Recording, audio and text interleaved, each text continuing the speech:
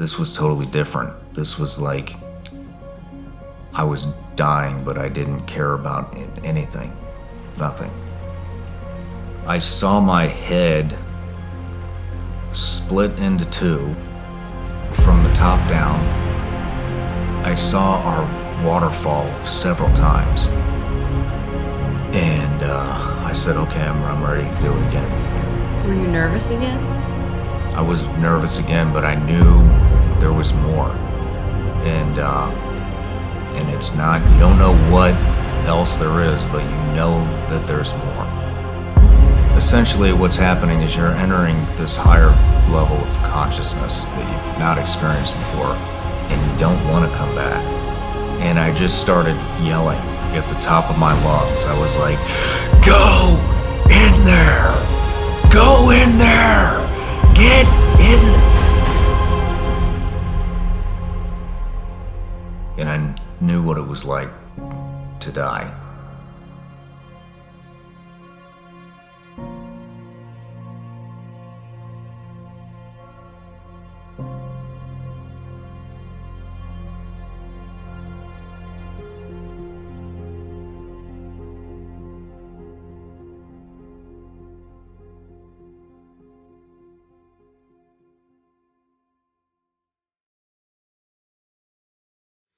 Hey everybody, welcome back to the show.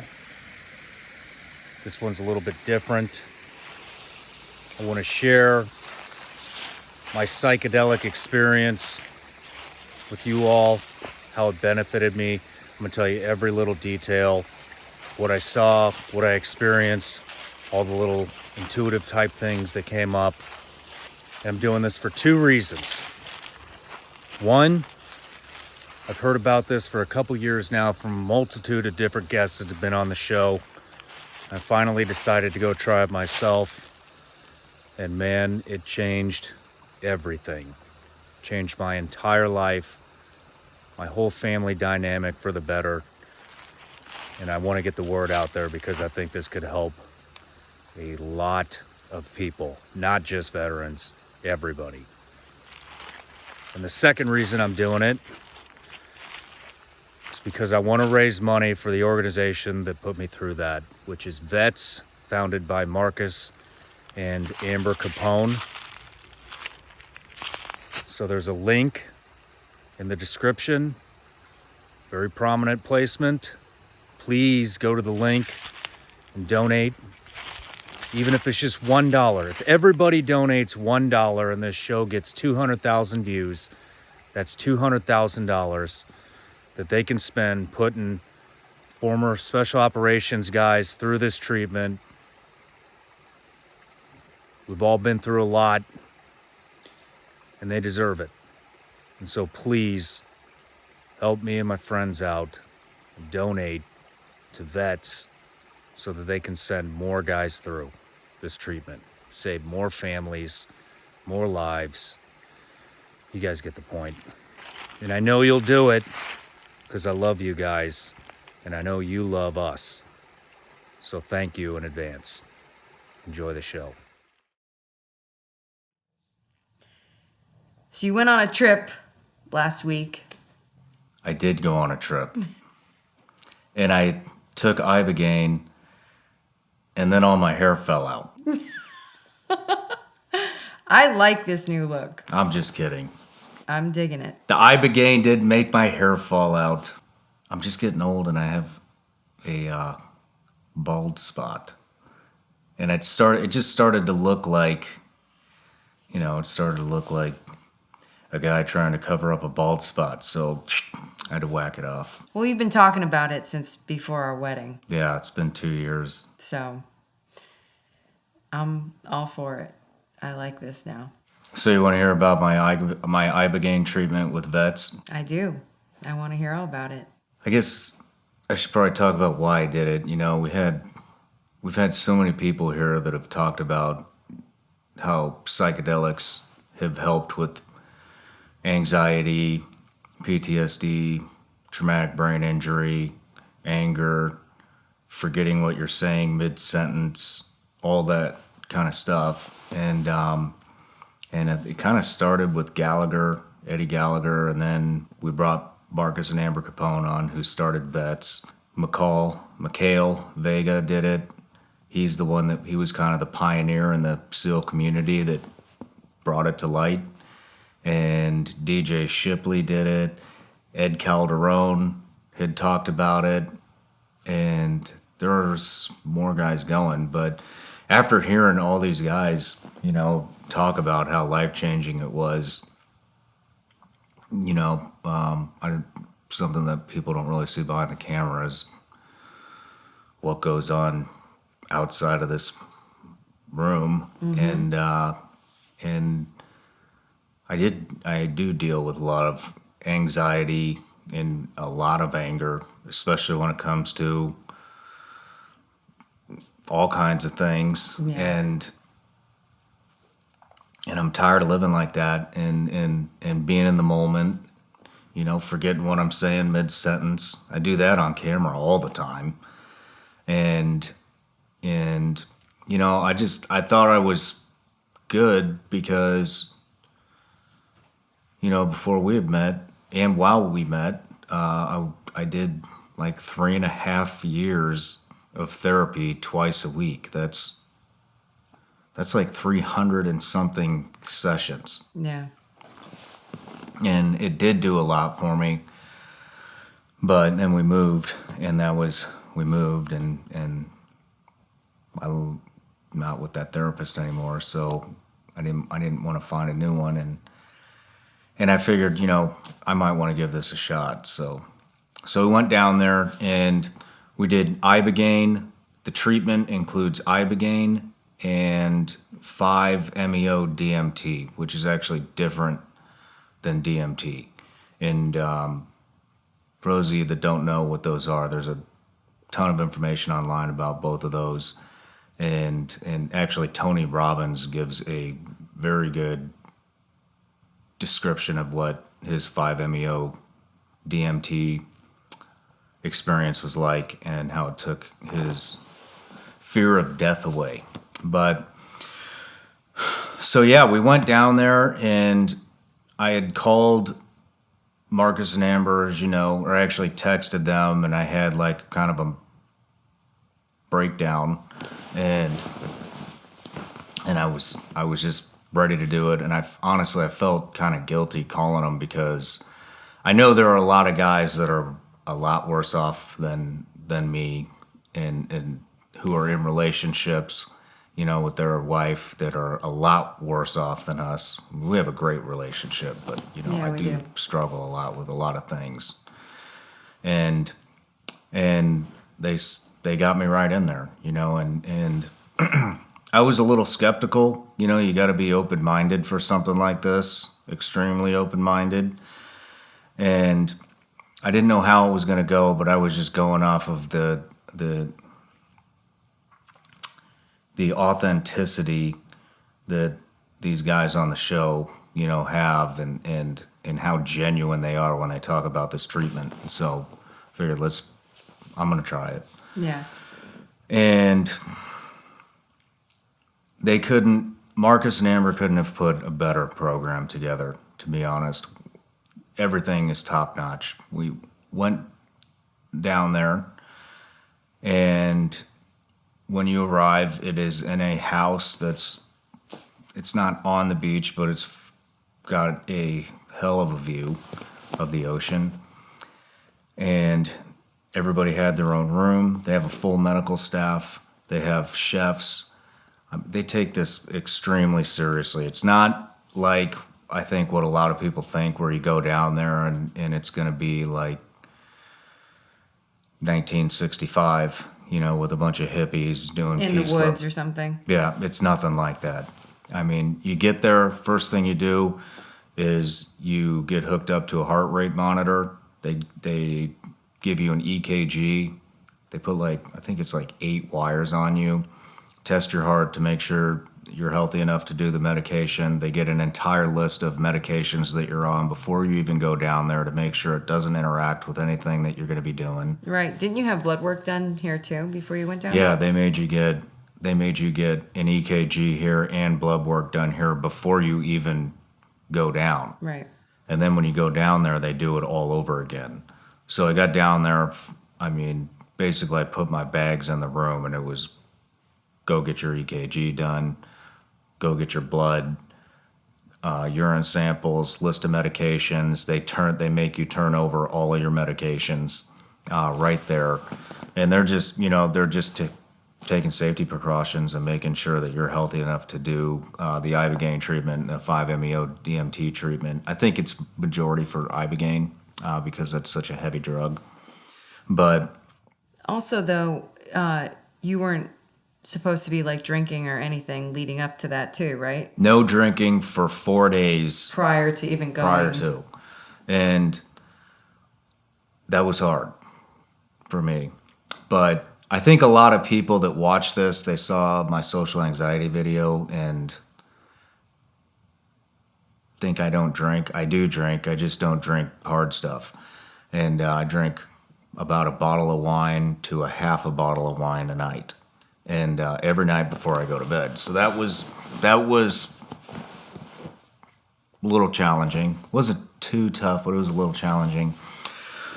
So we got down there and I went with 2 other people. One, I'm not going to mention their name because I don't have permission. The other was I actually went with Marcus Capone.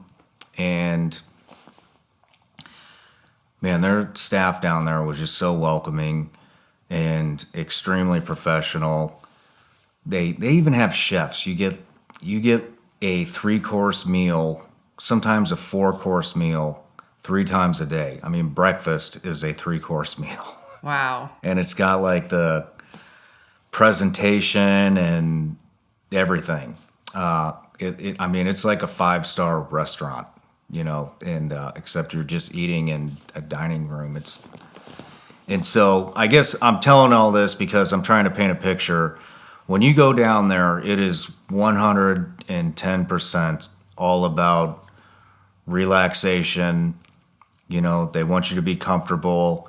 You're not overloaded with all these different activities to do all day long. It is come down here, relax, think about why you're doing this, think about your intentions on why you're doing this, think about what you want to get rid of or what you hope to get rid of. And the other thing they do tell you is don't come down here with a whole bunch of expectations because of the other people have done it, because this stuff works different on everybody. And so I did go down there. I didn't have any expectations, and honestly, I was a lot more skeptical than I probably let on being down there. But Another thing though, that's important too is communication. You know what I mean? Like you were kind of cut off from your phone and things like that, which I think was really good. Like, I think you had the option to have your phone. yeah, But I think to be in the moment, to really get the most of the experience, it sounds like anyways, you really need to like surrender your phone and be there, right? yeah, they don't make it like mandatory, like hand over your phone, but they definitely encourage not being on your phone all the time. And so I turned my phone over. Right. And we talked to a good friend of ours who had done this experience, and he said the same thing. Him and his wife said, hey, don't be on the phone, just Disconnect. disconnect, be selfish, and let this medicine do what it needs to do. You have to be 100% committed in it for this stuff to work. And we both really respect that, not just that individual, but that couple, and really took that to heart. So yeah, I got down there and I put my phone on no notifications, and you were the only one I was texting at first, just you and Sonny, our son. And then Tuesday I turned it over and I was like, because even that first night I'm getting texts from all these people, and it's like I don't want to deal with this right now. This is for me. And so I did wind up just turning the phone off, handing it over. And so, so you go down there the first day, you do all the medical stuff, and then you do the sweat lodge. Second day is very lax. It's very, you watch a couple of documentaries on Ibogaine about the treatment and some of the science behind it and what it does, and which was extremely interesting. And there's a lot of coaching that happens from Trevor and his staff. It's his business. I don't know what his title would be. I think it would be psychedelic healer, maybe. I don't think he's a shaman, but I think he's a psychedelic healer. That's what we'll call him, psychedelic healer.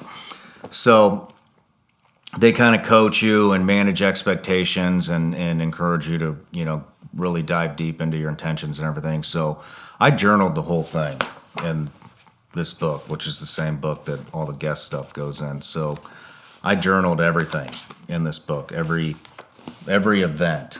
I didn't journal every day, I don't think, but I journaled every event that we did.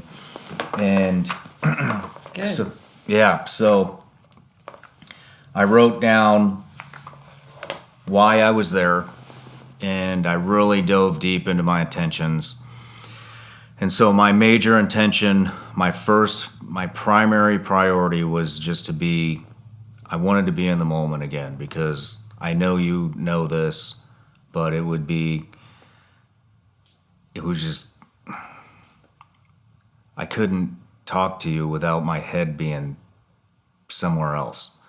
And I couldn't play with our son, Sonny, without my head being somewhere else. Mm-hmm. And the only thing I could do to be in the moment is to drink a half a bottle of wine and smoke marijuana every night until midnight. Mm. Why are you crying?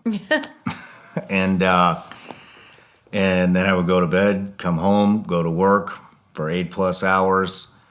Half the time I wouldn't even get anything done. I'm just doing busy work. And that created a lot of stress, and you saw how I was in traffic and crowds. Yeah. I had a ton of anxiety. My anxiety immediately turns to anger, which makes me pissed off all day long, yelling about politics, traffic, you name it, I'm upset. And so I knew that was affecting you, and I knew if it wasn't affecting our son yet, that it was going to when he starts getting older. And so I wanted to make some changes, and so that was my primary intention. I wanted to be in the moment. I wanted to get rid of anxiety. I wanted to get rid of my anger, and I just wanted to be a better husband and a better father for our son and for you. And another thing, and then I wrote like some other stuff down that I don't really feel like I need to get into. One of them being, I forget what I'm saying mid-sentence all the time. And people make fun of me in the comments section about it. Oh, you've been blowing up too many times. It's all funny, and that's great. You can talk shit on YouTube behind a keyboard, but this shit's real. Like, it is from being blown up too many fucking times. Mm-hmm. So after Marcus's interview, because he has bad TBI, I was hoping that it was going to do something for me.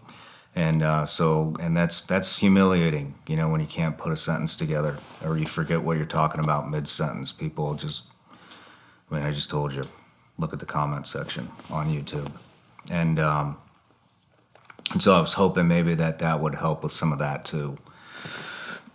And so I wrote all this stuff down and wrote down how I was feeling, and I wrote down all the stuff that I wanted the medicine to take away also, which was besides anxiety and anger issues, I wanted it to, and stress, I wanted it to take away just stuff that we all deal with, whether you want to admit it or not, jealousy. We've had a lot of people on the show, and a lot of businesses have blown up because of this show, and a lot of people have actually passed me up from being on my own show, and which creates a lot of resentment. And so I wanted the resentment to go away, because that's the whole point of this, is to help guys, build businesses, and it does exactly that. We've done amazing things with this show. And but I always just felt used, not just from people on the show, very few actually, but I've always felt a lot of resentment, because when somebody asks for help, what do? I drop everything. Yeah, I you drop do. my family Yeah. to go help people. And then when you don't get the appreciation, the resentment sets in. So I wanted resentment gone. I wanted anxiety gone. I wanted anger gone. I wanted jealousy gone. I wanted greed gone. I wanted all those things just to be out of my life. And I'm big on people with an ego problem. And I think we all have an ego problem. And I wanted my ego to just go away. And so that's a long list. But so I wrote it all down. And when you do this treatment, it's very ceremonial. So Ibogaine comes from a plant in Africa. I think it's cardone. I may be butchering that, but you can look it up online. I think it comes from Cardone. I believe that's the country in Africa. And it's very tribal. There it's a lot of like tribal traditions and very ceremonial, fire, yelling, dancing, war paint, the whole shebang, whatever you want to call it. And so, at least the way Trevor runs it is very ceremonial. I'm not quite that ceremonial, but he had us write down all of our intentions and everything we wanted to get rid of on a piece of paper, and we all sit around in a circle around a fire, and you can say your intentions and what you want to get rid of. You don't have to. If you want to just say something else and say what you're thankful for, whatever you want to say, you can say there. And when it's your turn and you're done talking, you put your piece of paper with all that information into a fire and burn it. And there's a lot of I think they're burning sage, and then you get the first pill. And this is at night. We took the first pill at 7:30 p.m. And then they say, look, this takes a while to kick in. So everybody go do whatever you want. I'm within the house in the kind of the backyard, which overlooks the ocean. And but at 8:30 we need everybody upstairs. So you do it in this. It's kind of like a lookout room. It's got all these windows, and which they black everything out for this. But you go upstairs, and after an hour, so I went downstairs to my room and I just went through everything that I'd written, all the reasons I went there. And they also said, if you have questions, memorize your questions, or if you want to bring a notebook upstairs and they said you can ask the medicine questions, which I was like, okay, ask the medicine questions. I mean, I didn't say anything, and I was very open-minded. Judgment is another thing I wanted to get rid of. But because I'm very judgmental. And so I read through all my notes. I just wanted to keep everything as fresh as possible in my head. And I had all these questions. And, one of my questions is, I wrote down all kinds of questions. I'm just going to keep that to myself. But went up there at 8:30.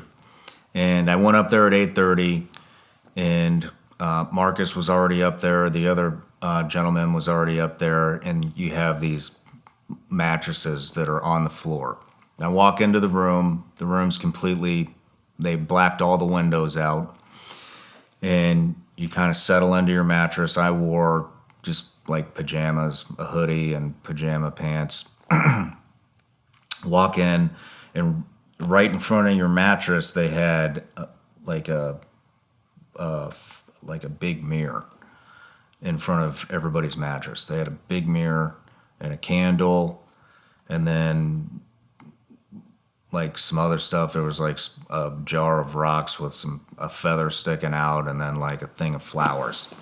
And everybody had the exact same thing. And then you have a bucket or a trash can next to you, because a lot of people wind up vomiting on Ibogaine because it's so potent. And they call that a purge. And they say if you're going to purge, then you're purging all this like negative energy or things from the past or whatever. You're purging all that. So anyways, I did have some questions, even though I was skeptical. I had memorized them. And hearing some of this stuff beforehand, it's, I've never done any psychedelics. I've done a lot of drugs, but I've never done any psychedelics. And so the first thing they do once you kind of settle in is they hook you up to that EKG machine again. And they have a full med staff in there. And I mean, even before this, they're running IVs. I mean, they're making sure you're hydrated. Everything like is top notch there. And so they hook everybody up to these EKG machines to monitor your heart during the treatment, because it does raise your heart rate a lot, and it can create a lot of anxiety depending on what you're dealing with during your experience. So they hook everything up, and then you take another pill, and like almost immediately. So it was an hour between. I think it was an hour between pill 1, pill 2. And also at the end of the mattress, they had these maracas with like this tribal stuff inscribed on the side of it, and you bring an eye mask too. Put an eye mask over your face when you start feeling the medicine. And so I sat Indian style, and I'm looking at this mirror, and once everybody's hooked up and everything's good to go medically, they play this music called wiki music. And this shit is like nothing I'd ever heard. I don't even know why they call it music. It sounds like, yeah, it sounds like 50 people in a house, and it would be like you go take that tin trash can and just start banging it against the wall as loud as you can. And you take the trash can lid and just start throwing it on the ground at random. And you go over to the cabinet and start throwing all the glass out of the cabinet and just smashing everything on the floor. And you just start slamming cabinet doors. And you grab a pot and bang it on the counter. I mean, there's like no rhyme, no rhythm, no nothing. Yeah. All you can tell is it speeds up and slows down. So it is like pure chaos. And you're just listening to this like, what the hell are we listening to? And I think what they're doing is they're trying to, one, it's from that area of Africa, I believe. It's part of the ceremony. And that's what you're listening to when this thing starts. So I'm looking in the mirror, and I'm still a little skeptical. And they said, when the medicine kicks in, a lot of people will hear a buzz. And I was like, okay, well, I'm probably not going to hear a buzz because I have tinnitus really bad, and I hear a buzz or ringing like all the time. So I'm like, there's no way I'm going to hear a buzz. And I'm sitting there, and so I'm like, all right, well, I'm open. I'm going to let this thing do whatever it needs to do, because that's the other thing they say is just you have to allow this stuff to work. Don't fight it. No matter what comes up from your past or whatever the feeling is, just let this medicine take you where it needs to take you and show you what it needs to show you. And so I did. I was really open-minded. And so we started in the mirror, and I'm shaking this maraca, listening to this music. I'm sitting Indian style, and I'm just like, all right, looking at myself. And And I'm looking at myself in the mirror, and nothing's happening. This is how long after the second pill? I don't know. You have No like concept? no conception. You have no concept of time. None at all. I'm just shaking this maraca. Nothing's really happening. And then they come over and they give you another pill. And so I don't know.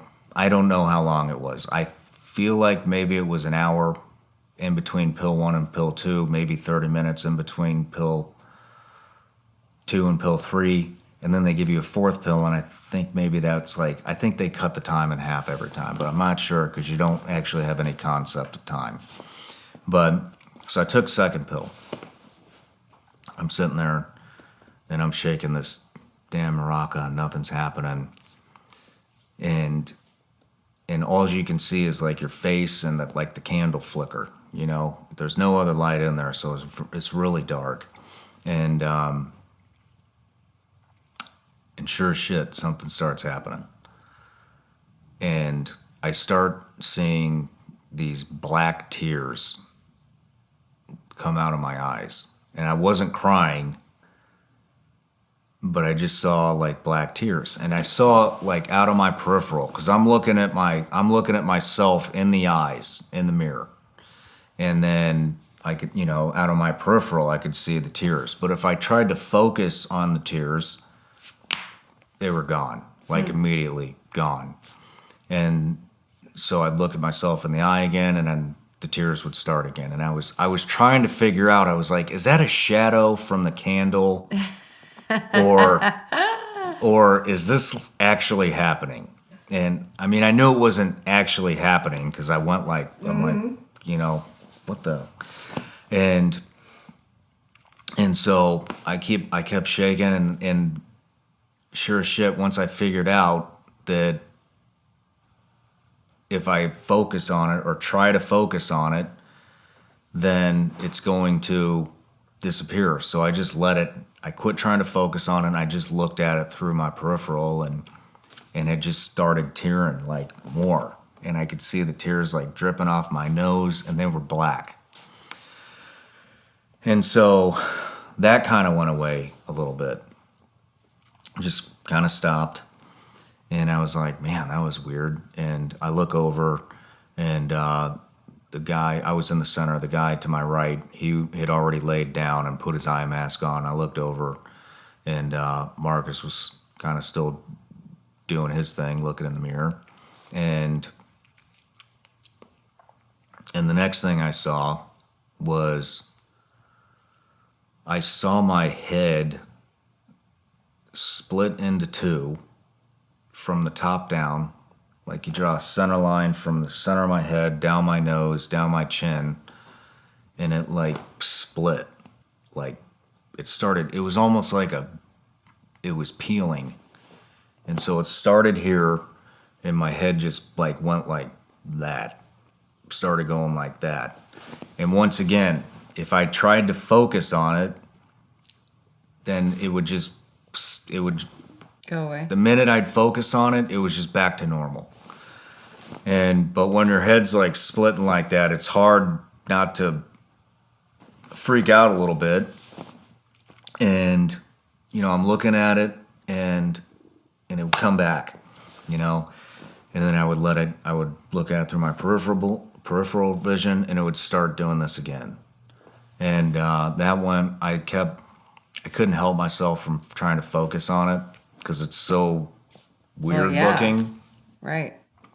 And everything's like perfectly proportioned. Like if your head was to peel and bend, like everything was exactly the way you think it would look. But there's no like blood and guts. I can't see my brain or anything. You know, it's just splitting. And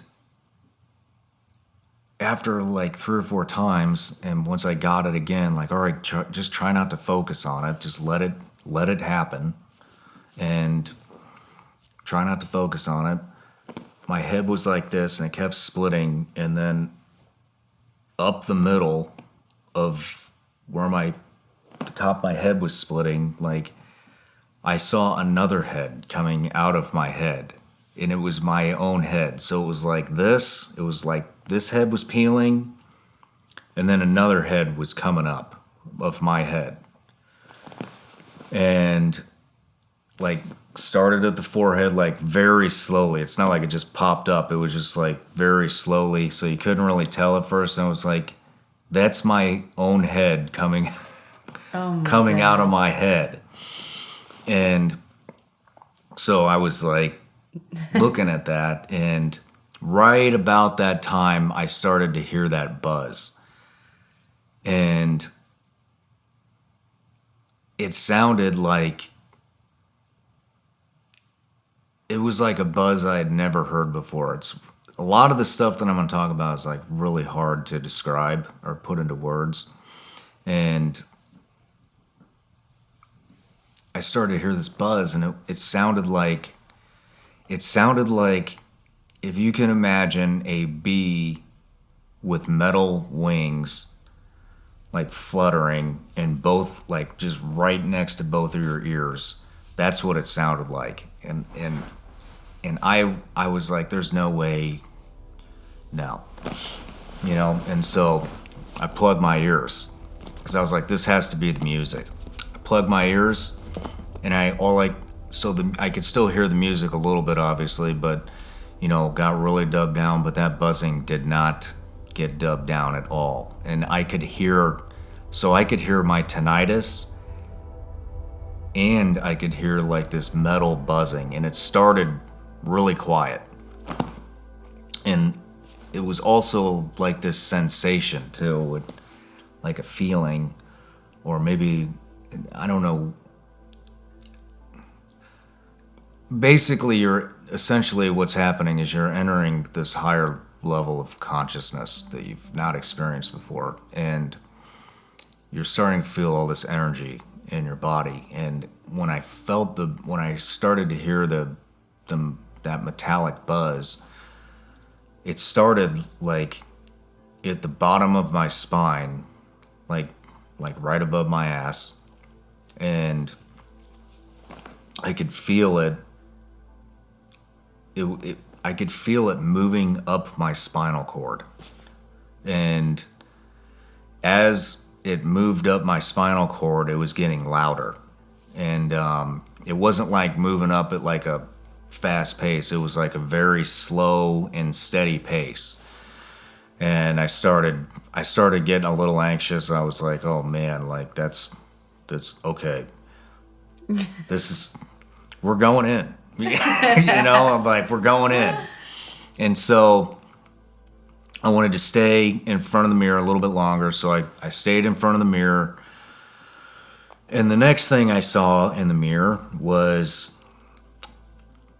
it was like I was wearing a mask. And so there was like this line that went from like the top right of my forehead down to like the bottom left of my chin. But it was like a rigid line, almost like if somebody had like a hockey mask and it got cracked in half. You know what I mean? And on the top portion of my head, I saw it was like I am today, except I had hair. And and on the bottom portion, it was very like weathered, and it looked like if you opened a casket 100 years after somebody died, and the skin just started like kind of like coming off. But I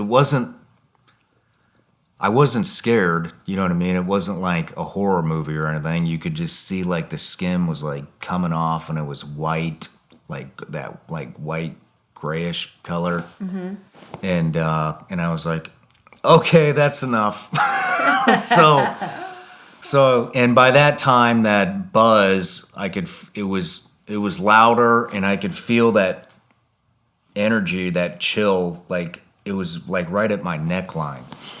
And the only kind of way to describe the chill is, it's not like a chill like when you're cold. It's like a chill when you're running a fever. You know, you're not cold, but you have like a chill. And that's the chill. It's basically the same thing, but it moves slowly up your spine. And so I laid back, I put the eye mask on, and I looked over. I was the last one looking at the mirror. And I actually wanted to get back up and look at it again later to see if anything else happened. And so rewinding real quick, the black tears, there's some different, I Googled some of this stuff because I think there's a lot of symbolism that's going on. And they basically say that this medicine, Ibogaine, they call it Iboga as well, that Iboga speaks to you in these roundabout ways, and there's a lot of symbolism behind everything. So the black tears had something to do with me not really being happy with myself and who I was, and I think that's what that symbolized. And the other thing it could have been was a lot of grief from friends that I lost, and from the teams and after the teams, and it could have been that, and then my head peeling and mushrooming out of my own head. I think that represented new beginnings. And the mask type thing, I don't know what that was. I'm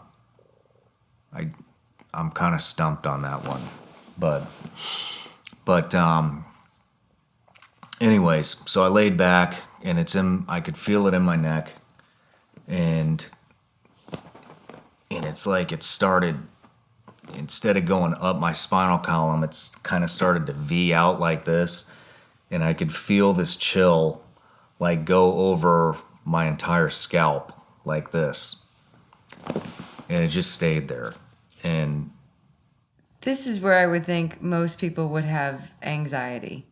You get anxious. Because just hearing this makes me anxious, thinking about a buzzing and this feeling coming over through my spine up to my head. So yeah, I could see why having the EKG and everything.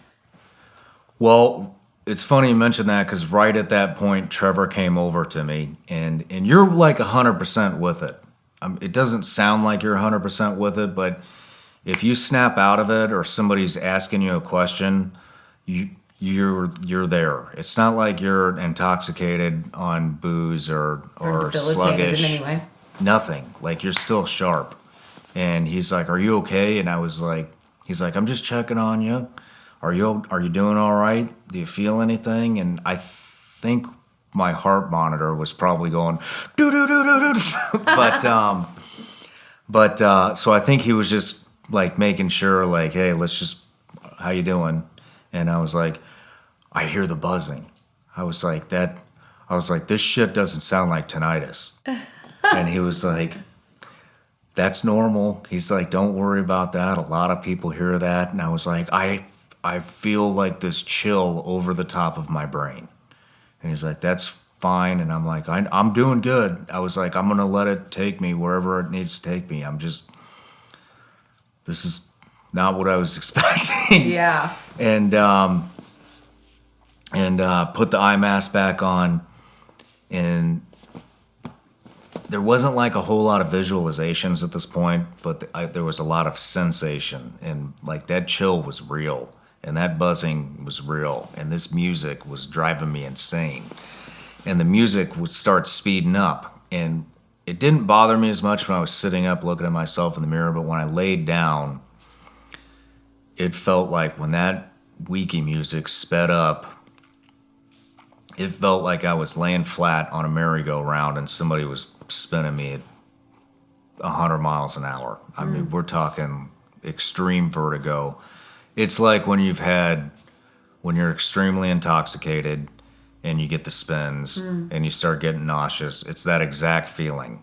And then when the music slows down, I would still have a little vertigo, but it wasn't like I was going to get nauseous. And so I did wind up purging when it just kept happening. It kept speeding up, and finally I did purge. And not that anybody wants to know what it tasted like, but it didn't taste like any vomit that I've ever had before. It was like this metallic flavor and or taste, not flavor, but it was like this metallic taste. It was like horrible. And there's nothing really there's not much to come up because you fast all day before this. So there's nothing in your stomach. And so you're dry heaving a little bit as you're purging. And like I said, they say when you're purging, you're like getting a lot of bad shit up. And negative energy, things that you've gone through, whatever, it's all coming up. And so I get done doing that, put my eye mask back on, lay back down, and I started feeling this stuff like, it was like I could feel this medication like seeping into every crevice of my brain, like every corner, every crevice, going through it, everything. You can feel it. And so I think you're tapping into a new level of consciousness that is pretty much impossible to reach for the regular human mind. And, they say what this does is you're able to access a lot more of your brain than you are in normal consciousness. And so I could feel that happening. And right about that time, I'll put it this way, if you cut yourself, your brain is telling all the cells to run down. If I cut my wrist, my brain is telling all my cells to go to that area and heal that, to coagulate the blood and start to heal the wound, correct? Mm-hmm. Or if I feel pain, or if I catch a virus and your immune system begins to fight the virus, your digestion, all these kind of things, you kind of become aware of what's actually happening.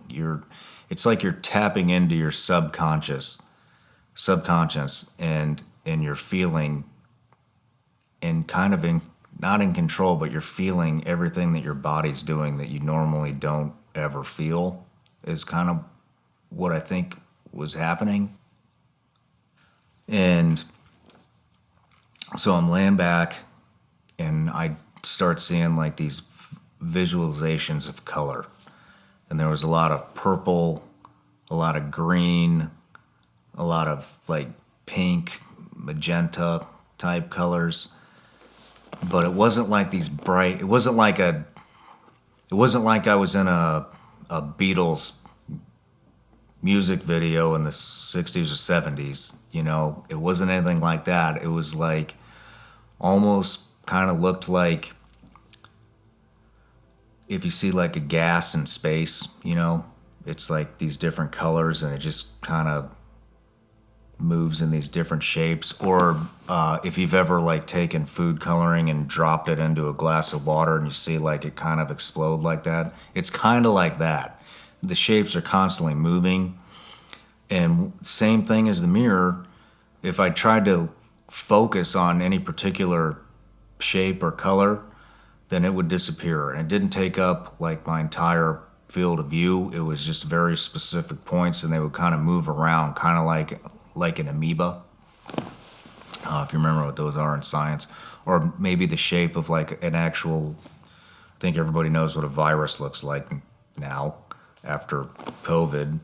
But it's just these really abstract shapes that are just constantly moving.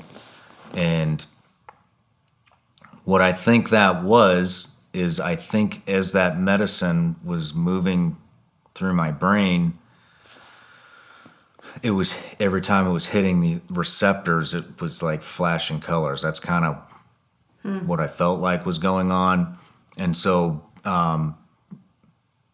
pause there real quick. What this medicine is proven to do is it disrupts your default mode network. And so the human brain, especially as we get older and you develop your ego and your way of thinking, that's why we get more judgmental as we get older. That's you develop your ego and what you think is right and wrong, or what your ego thinks is right and wrong, and good and bad and all this other stuff. What that does is, so it's the back of your brain and the front of your brain, and basically it's sending neurons back and forth from the front of your brain to the back of your brain, the frontal and rear lobe, right? And so what Ibogaine does, and I believe all psychedelics do this somewhat, it basically interrupts that. And so what happens is, instead of the neurons traveling back and forth like this consistently, just over and over and over again, it disrupts that, and it forces these neurons to, your brain still has to communicate between the front and the back, so it's like finding all these new avenues to communicate, because they can't just be lazy and go back and forth from that the default mode network. They have to travel to through all the parts of your brain that you don't normally access. So you're using like so much more of your brain capacity than what we normally use. That's fascinating. Isn't it? Yeah. And so that was going on for a while, and I have no idea how long that lasted. And the next thing I saw, and I didn't even really realize these were visualizations until the end, but the next thing that I experienced was all these memories. I think they were memories. I know they were memories. Were going through my head.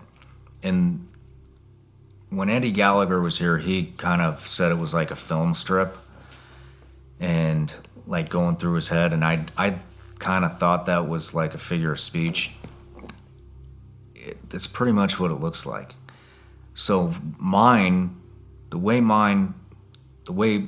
I saw that was, it looked like a 2-lane road, or just 2 lines going like this, and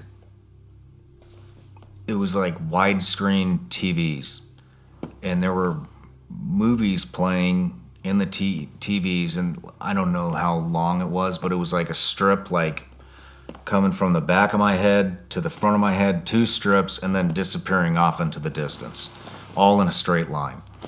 So, and it looked like kind of Star Wars credits. You know how they like go like this, and as they scroll, they just start disappearing. That's kind of what it looked like. It was 2 rows of widescreen movies happening, and as they're passing you by, you could kind of see what was going on in each screen. But the exact same thing, you can't, if you try to focus on one particular screen, they all go away, and then it starts over again. And so there was a pattern happening here. Every time you try to focus or try to take control of a situation, it takes everything away. And so I'm under an eye mask, you know what I mean? So this is all like going on in my head. You're not really seeing anything. It's all happening like right here. And I saw glimpses of like stuff that happened in Iraq, but I don't know what it was. And I saw glimpses of stuff that had happened in childhood. I saw glimpses of you and Sonny. The only one that like I remember like very vividly is our property, and I saw our waterfall like several times going through my head, and that was like the only thing that I could tell immediately what it was without trying to focus on it. I could just see it just passing by, and I was like, oh man, that's that waterfall that's on our property. Mm-hmm. And I must have saw it, I don't know how many times, maybe 3 or 4 times, pass through. And it just, anything that had anything to do with nature, like, stuck out like a sore thumb. And then the other stuff, like, there was something with my dad that passed by that I didn't, like, get to watch, like, what was going on in that screen, but it was something that had happened a long time ago in childhood, and I'll just always remember that day. But most of the stuff I couldn't really put together. I was just like, I think that was that maybe something that happened in Baghdad, but I couldn't focus on anything, and otherwise it would all disappear. And so that was going on, and so I think what that was kind of the same thing. It was this medicine, like, opening up new pathways that hadn't been accessed in years. I mean, they say that you never actually lose your memory. Everything that's happened from the day you're born until today, it's all up here. Everything. All of it is up here. And maybe even before you're born. But it's all up here. It's just you don't have the ability to access it. And so I think what this is doing is, as it's moving through your brain and opening up these new pathways because it can't use the default mode network, it's accessing all of these memories that maybe some of them you have, memories of, and then other stuff that you just forgot about, but it's always been there. You know what I mean? And just because you forgot about it doesn't mean that you're over whatever happened there, or maybe just, you know what I mean? It's just, it's bringing all this, like, stuff up, and maybe that you've subconsciously blocked out of your mind because it was a traumatic event. Some of it was good stuff, but it was everything was being accessed. I felt like my entire brain was just, like, lit up. Yeah. And then I don't know what happened. It, like, went black, and went black for I don't know how long. And I remember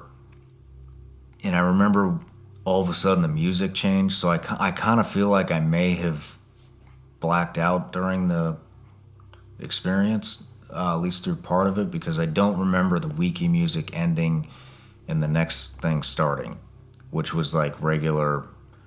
It's kind of like weird, trippy music,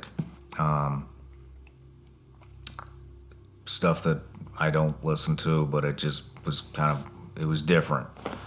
And I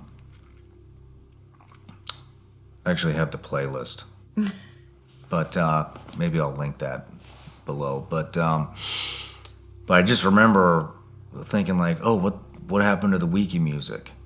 And I didn't see anything. There was no visualizations, no colors. I still had feeling, a very, like, overpowering sensation that this stuff was all throughout my body and my veins, everything. And I could still feel, like, that chill in my brain and kind of feel things moving around up there. I could not feel anything. And I got a little bit paranoid that I was like, oh man, I'll bet when I purged, I probably purged up the last pill or two, and I probably lost all effect, and I'm gonna have to come and do this all over again. And also, like, almost immediately when I laid down, I got sweats, like the night sweats. And dude, my clothes were completely soaked. My mattress was soaked, my pillow was soaked, the blanket was soaked. Like, this stuff is like drawing a lot of bad stuff out of your body. Mm-hmm. And just for the record, I lost 11 pounds in 1 week off of this stuff. So it drew a ton of toxicity out of my body. And I'll tell you how we know it was toxicity later. But So I'm thinking, I'm like, I didn't see anything. I probably purged up the last 2 pills, but I was like, all right, just calm down. This is me trying to take control of the situation again and say, hey, nothing's happening. I need to control this. Give me more, or whatever. And which you don't want more. None of this stuff feels great. It's Nixon made this stuff illegal in like the 70s because he said it was addictive. There's no way in hell this is addictive. Because you're nauseous. There's no pleasure. No, there's none. You're dealing with stuff that you got to be ready to deal with it, and you have to, be open to dealing with it. Otherwise, this isn't going to work. So I was really open. But anyways, this thought popped in my head at that point after I was starting to get a little bit frustrated, and I was like, you know what? My primary intention was actually to be in the moment, and maybe I'm not having any visualizations because it wants me to be in the moment. And so once that thought kind of popped in my head, I don't know, maybe that was Iboga, like putting that thought in my head, like you're not going to see anything else until you're in the moment. And so I just laid there and actually thought about nothing, and I was in the moment. And once I kind of let go of that control, and that's a thing, that's an issue that I have, is control. And I've structured my entire business so that I can control every I can control every point of my business, and it overwhelmed me, and so it's really hard for me to kind of let go of that control. But once again, I don't know if I really blacked out or not, but then that went on for, it seemed like a long time of nothing. And then I've had a visualization. This is kind of trippy and hard to describe, but you know how like those horses on a merry-go-round like steadily go up and down and up and down. That, I wasn't on a merry-go-round, but that was like what I was doing. I felt like I was floating up and down and to this music that was playing. And I was in this maze with these really weird looking stuffed animals and like dolls and shit like that from like floor to ceiling, but you can't see the floor or the ceiling. It was just these walls that like seemed infinite of weird looking stuffed animals and dolls and stuff, and you're just going like this through this like maze, and there was walls of this, and I have no idea what that meant. It felt like something out of Alice in Wonderland. It was real. It sounds like it. Like I was, like I was in Hunter S. Thompson's head or something. But that didn't last very long.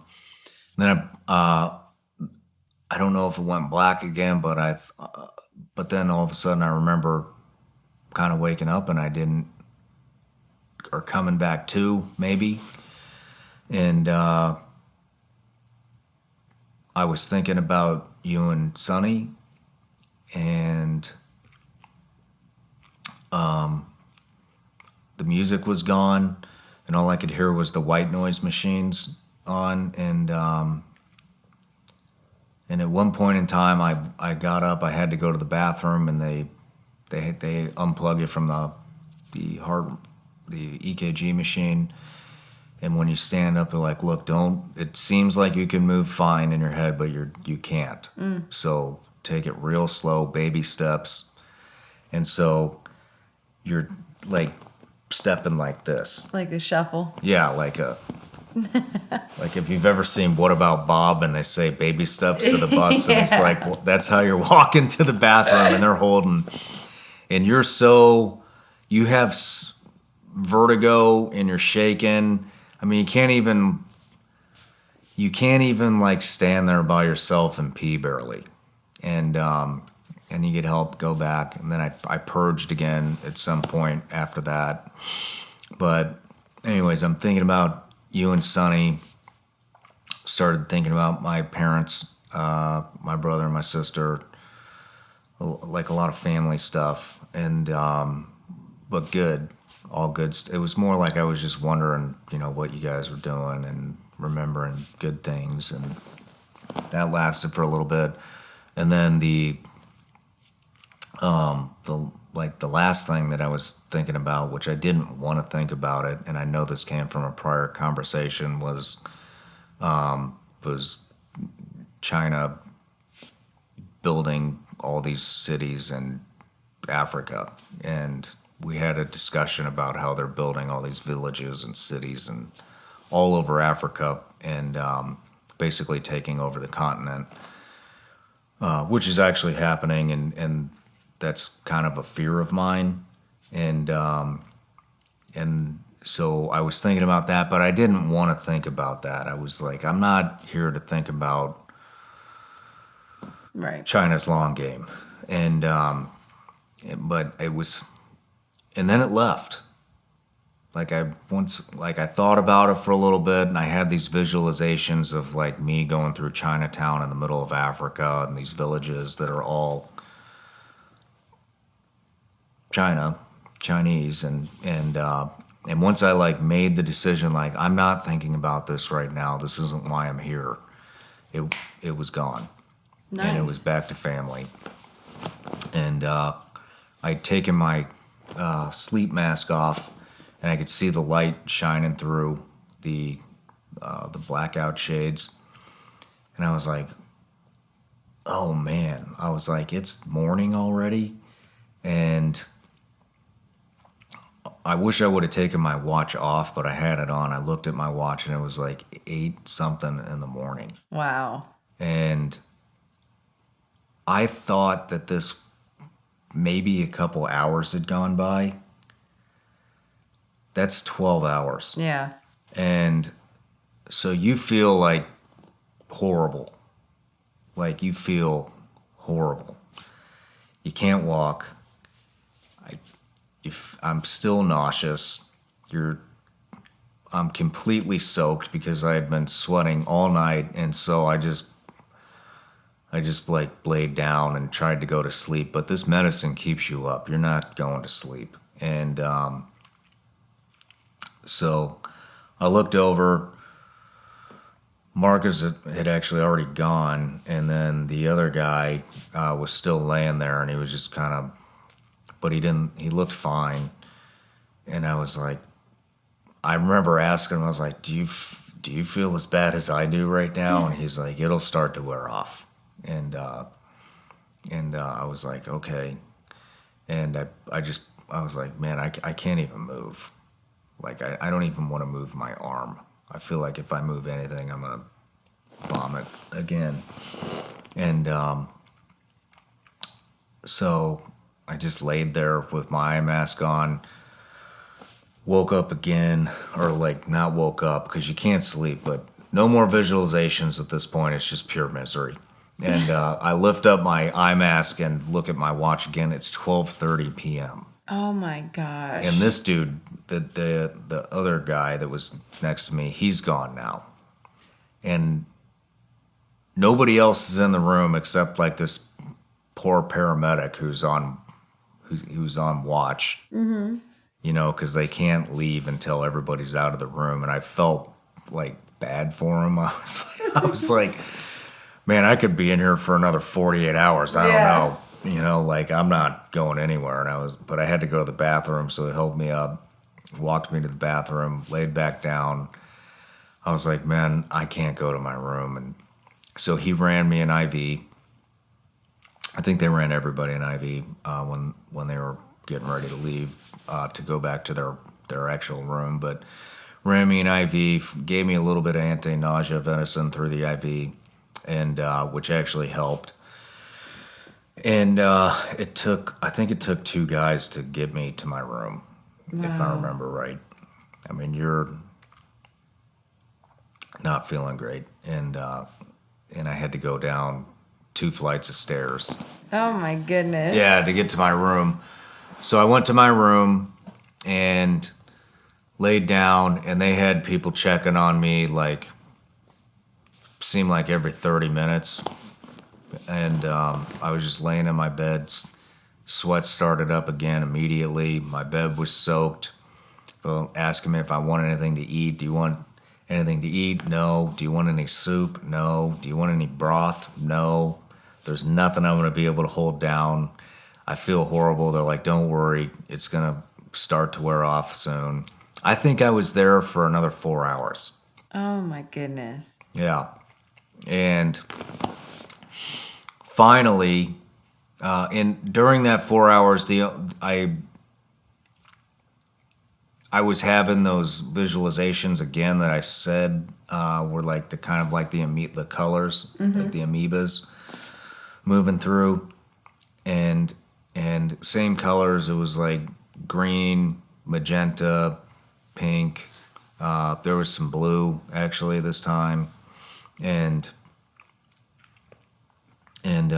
if I would open my eyes and look at the wall, I could see like, this is crazy, but I feel like I could like see the energy in the wall like flickering, kind of moving around, and but nothing like. That was it. It was pretty tame. It wasn't anything like my head peeling back or anything. And so I got up. I had to go to the bathroom. Went to the bathroom. Looked at myself in the mirror. And the first thing I wanted to look at was my eyes. I was expecting my pupils to be like super dilated. And they weren't. But I felt like my eyes were different, and I was like, I don't know. I was like, what is going on with my eyes? And I wrote this down in my journal, by the way. And I'm looking at my eyes, and I'm like, something's different. I don't know if I think they might be darker, but I'm not sure, but something is definitely different with my eyes. And then took a shower, went upstairs. They asked me if I wanted anything to eat. I was like, absolutely not. And I just wanted to go outside. So I just went outside. I was like, I just want to get some fresh air. Went outside, sat there, was looking out at the ocean, not thinking about anything. And I sat there for 2.5 hours. I haven't been able to sit with myself for 17 years, at least, at a minimum. It's been 17 years since I left the SEAL teams. Haven't been able to sit with myself at least since I left the SEAL teams and just be by myself and think about nothing. My head wasn't racing anymore. It wasn't all about anger and anxiety and things that had happened in business and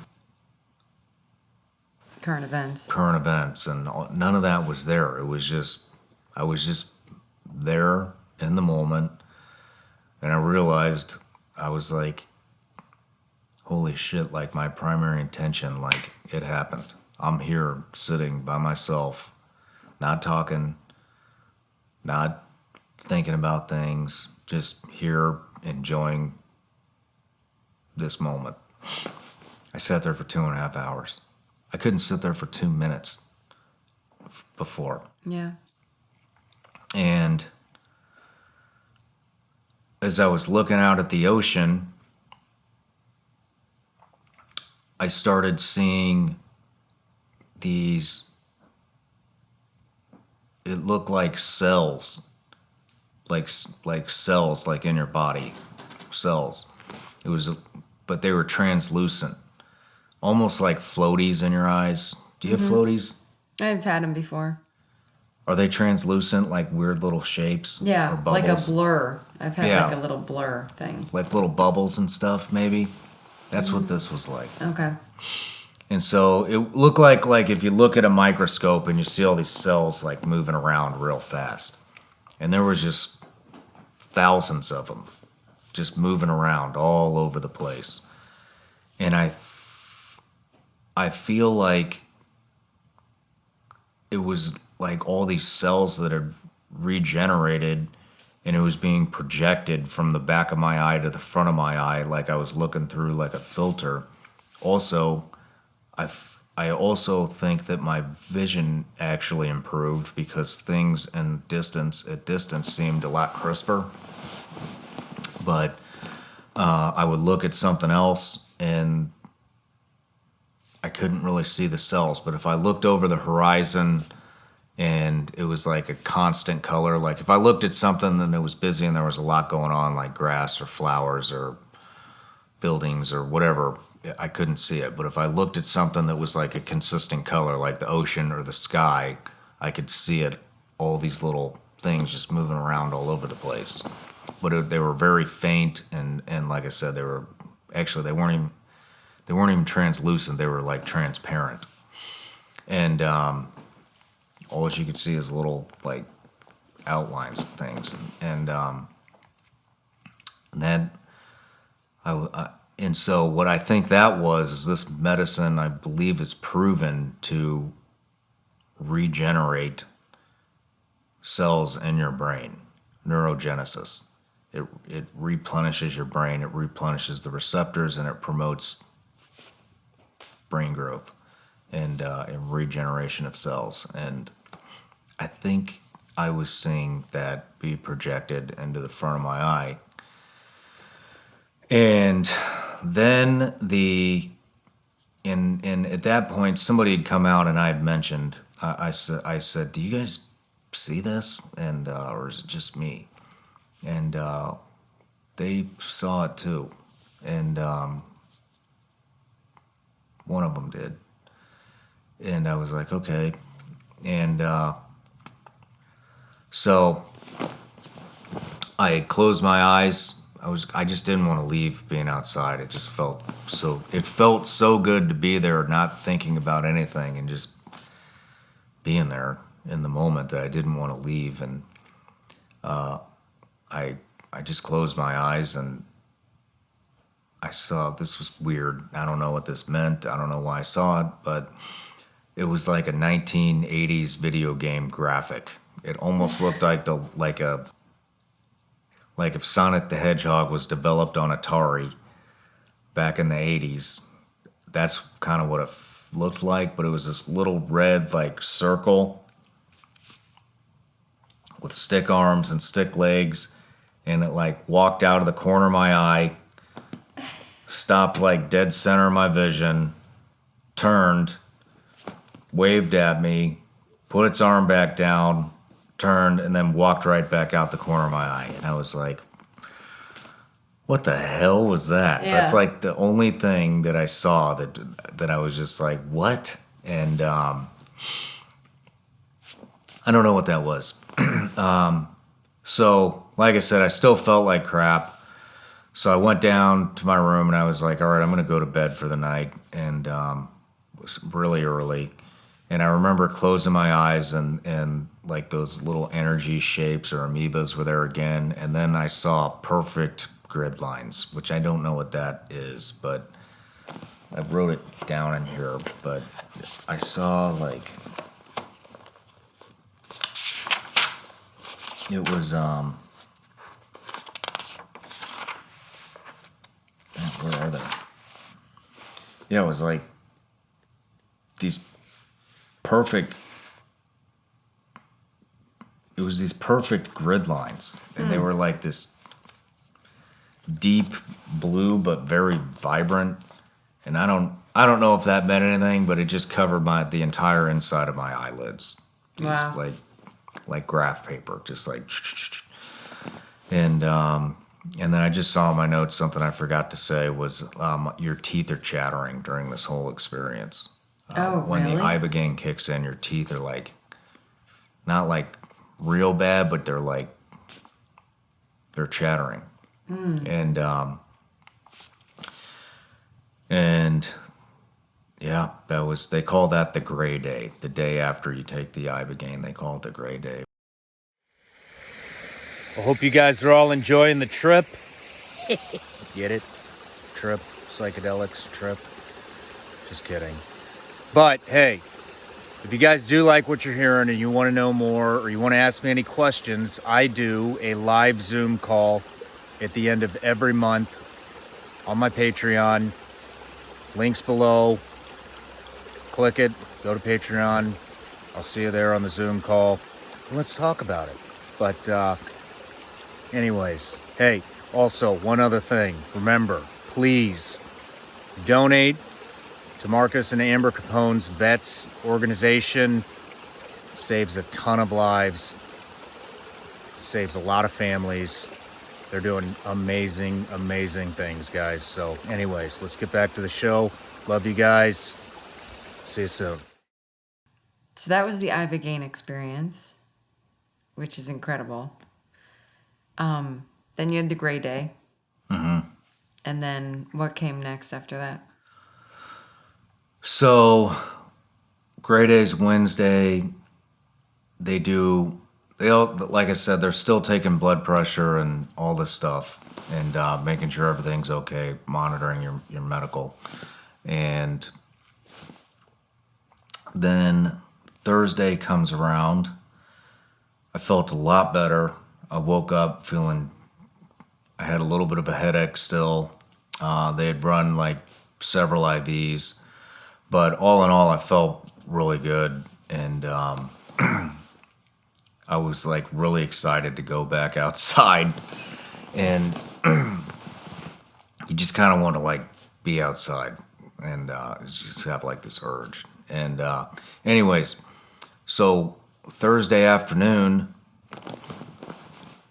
they say we're going to do this 5-MeO DMT. That's 5 Mike Echo Oscar DMT. And I didn't really think much of it because I said it only lasts for about 10 to 15 minutes. And they start talking about how you're going to experience death. And I've never been really like scared to die on the battlefield. I always kind of considered myself already dead. Like when Tim asked, how do you deal with like the anxiousness and stuff going down to Mexico, you know, when we were going to do that stuff, that cartel series, I was like, you're not going to like the answer to this. And he was like, well, you know, how did you do it? And I said, I already considered myself dead before we ever even went on the mission. So the only decision left to make is, how am I going to die? Am I going to die as a coward? Or am I going to die fighting? And he he was like, Not what he wanted to hear. yeah. And it wasn't like that with this, though. You know what I mean? I wasn't like that fearless guy. When they said you're going to experience death, I started getting like real anxious and real nervous. Well, when I was at home, before you left, I took a picture of your itinerary. Mm-hmm. And so I was, you know, our communication was limited. So I was checking the itinerary and I saw this 5-MeO DMT, and it was like it was like after your lunch, something like, it just seemed like nothing on the schedule of events. But I Googled it and it was like frog venom. It's from a toad. Toad venom? Yeah, toad venom. Toad venom. So if you like irritate this specific type of toad, then this venom comes out, and that's what it is. So that like slang, they kind of like, they say, oh, you're gonna lick the toad. And anyway, so they sit us down and they have us watch a couple of documentaries, like mini docs. And one of them is, I don't know if he's a shaman or a psychedelic healer or what the title is. I got to ask Trevor what the title is. But they have us watch one mini documentary, and it's this guy that administers 5-MeO DMT to all kinds of people. And he administered it to like Mike Tyson and some big names and whatever, right?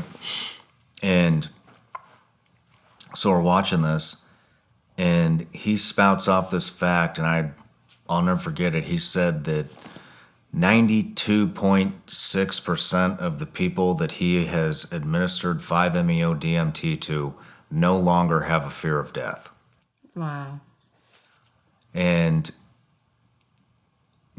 because you experience death and you know what it's going to be like. And I just started getting nervous. Yeah. And they started showing like people that were doing it, and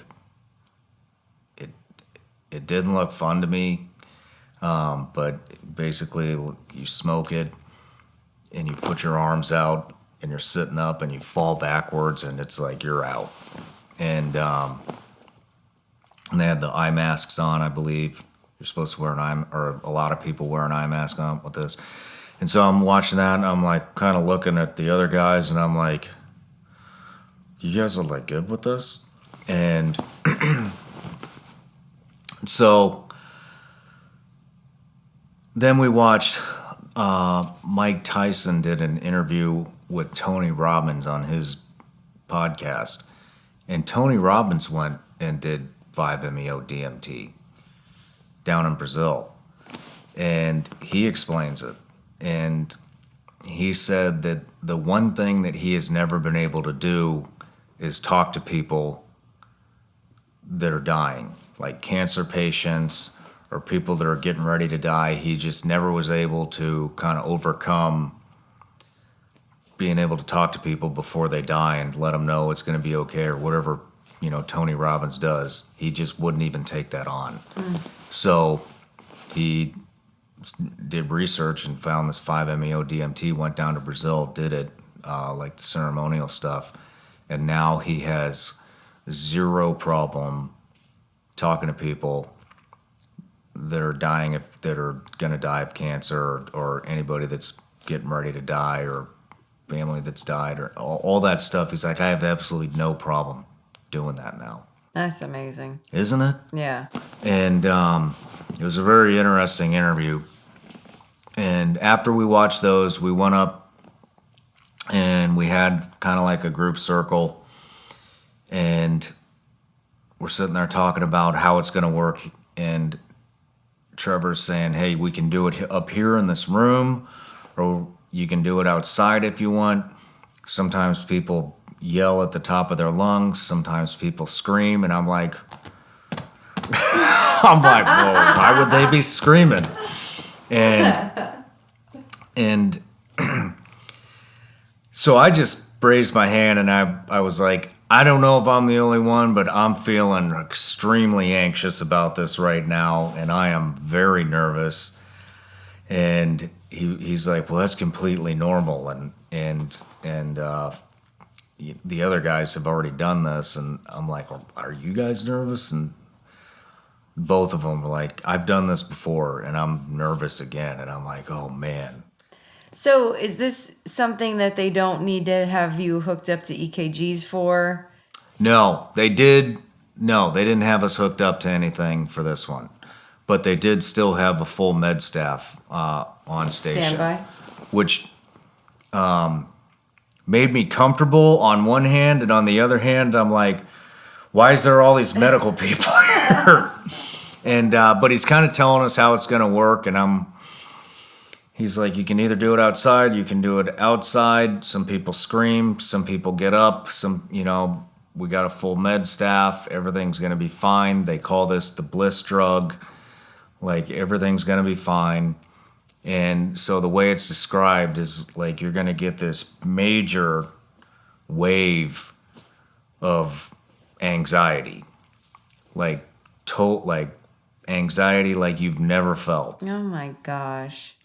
And then it's going to release and everything's going to change and it's going to be very euphoric. This is all after you smoke it. Yeah, and he's telling us how to do it. And he says, all right, so basically what you want to do is you want to basically do a slow 20 to 30 second inhale, hold your breath for, I can't remember how long, and then exhale. And by the time you're exhaling, your arms need to be out like this, and you just start counting backwards. I'm like, all right, well, that sounds easy. And you're laying down, like you're on the ground. Once you fall back. So you're sitting up, you smoke it, you start doing your countdown with your arms out, and you fall back. Okay. And I'm like, all right, sounds easy enough, but I'm nervous, like real nervous. And so What were you nervous about? That you thought you were gonna die? I didn't do any research on 5-MeO-DMT because everybody has talked about the Ibogaine and how powerful the Ibogaine is and how it's curing addiction and how powerful it is, that I didn't even take the time to Research this. research the 5-MeO-DMT. And so when they're telling me I'm going to experience death, that hit me like a ton of bricks. I'm like, oh, I'm going to what? You know? And so I'm like, well, I would like to do it outside. I've always heard, you know, that I liked being outside after Ibogaine. It made me feel good being out there and thinking about nothing. So I was like, I want to go. I just want to do it outside. So, and the other two had never done it outside, if I remember correctly. So they were like, yeah, I'll do it outside. So they're like, all right, we're going to go set up. So they set up to put a blanket out on the grass, put a pillow out so when you fall back, you don't hit your head on anything. And they said, bring an eye mask out. If you want to wear it, you can wear your sleep mask. If you don't want to wear it, that's fine too. And beautiful day out. It was probably around 70 degrees, sunny, fresh air. Middle of the day?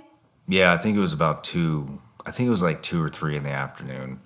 And so I go out and they have like the medical staff is like in a half moon circle behind you. So I'm facing this way.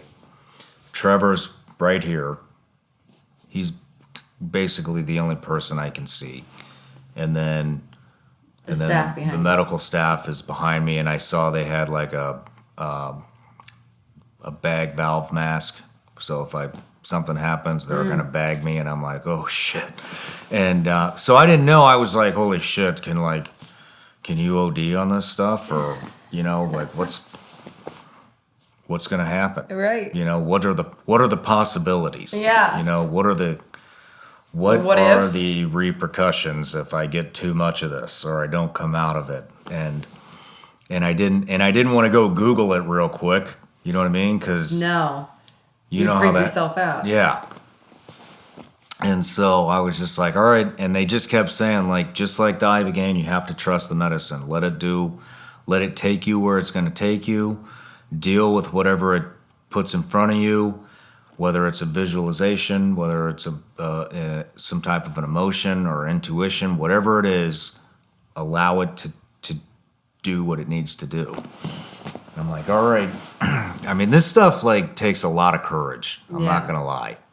And at least for me, it did. And so I go out, I'm first one. And I didn't know how I was like, should I go first? Should I not go first? I really don't want to see Marcus Capone screaming, going ape shit before I go do the exact same thing, because he's a big dude. You know, he's like almost 7 foot tall. And I'm like, man, all right, I'm going. You know what I mean? I was like, I'll go first, because if I see somebody else, it might freak me out even more. So I go, and I'm like sitting there, and I'm like looking at Trevor, and he's like, are you ready? And I'm like, man, I'm like real nervous, man. And he's like, it's fine. He's like, it's gonna be fine. Just trust the medicine. Everything's gonna be fine. And so we did this. So you're supposed to do it 3 times, and they call it a handshake. And he's like, I can give you like the full thing all at once, or I can do a handshake. And what the handshake is it's kind of like the first one's like a handshake, like, hey, I'm getting to know you. I'm just going to give you a little bit. And then the second one, I'll give you a little bit more. And then the third one is like the most powerful dose. And I was like, I'll take the handshake method. And So we're sitting there, and I do it. You know, I do like a long 20 to 30 second inhale. Put my arms out. He's like, hold your breath. Start to count backwards from 10. As soon as I started counting, I had my eyes closed.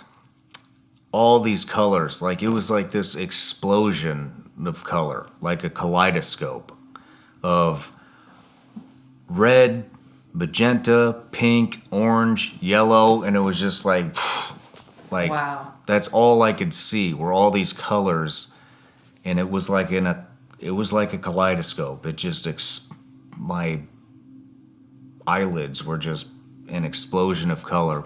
I started count backwards from 10.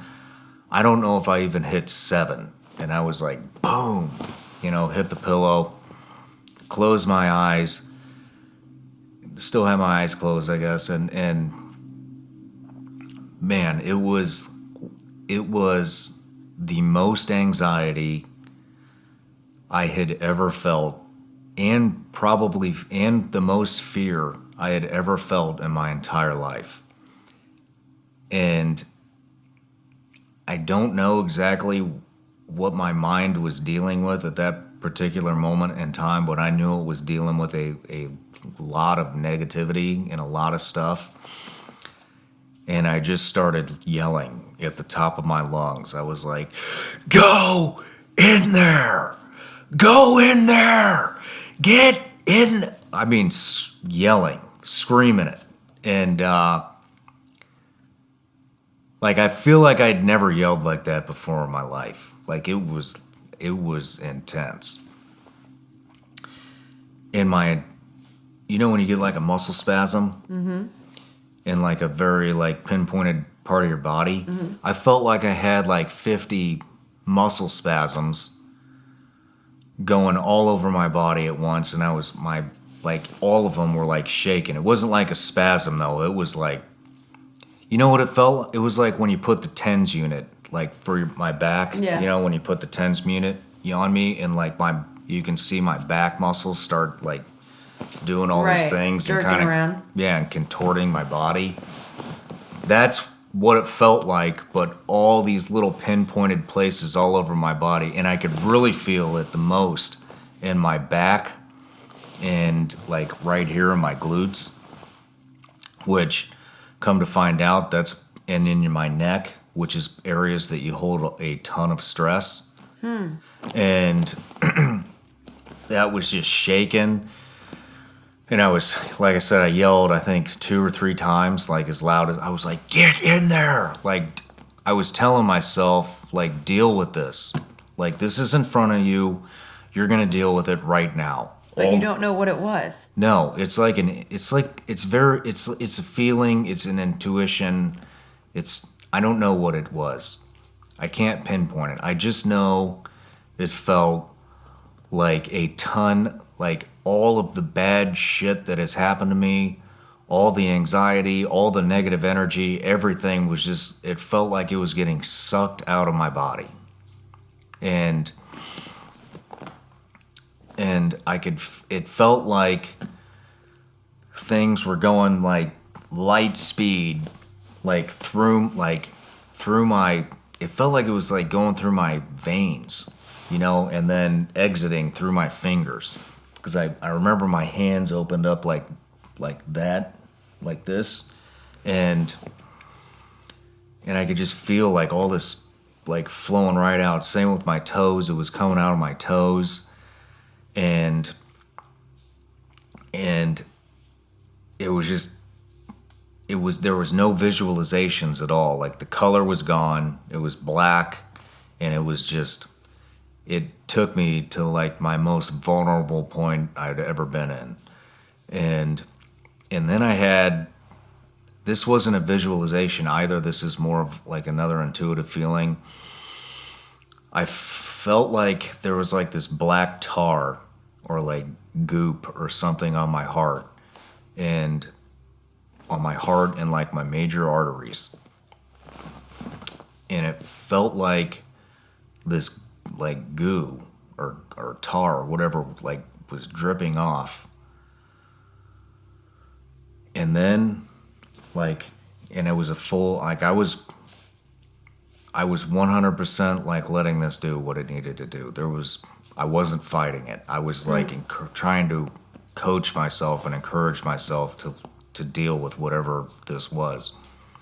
And there's like when you felt that last drop come off your heart, off of my heart, it felt like it had sucked. It felt like first it had sucked all the bad stuff out of me, like negative energy, traumatic events, all that felt like it was like sucked out of my body. It like an extremely fast pace. Then the tar came off, and that felt like it was my ego. It's so hard to describe. It's ineffable. And it felt like my ego was now being sucked out of me. Like I no longer cared about anything.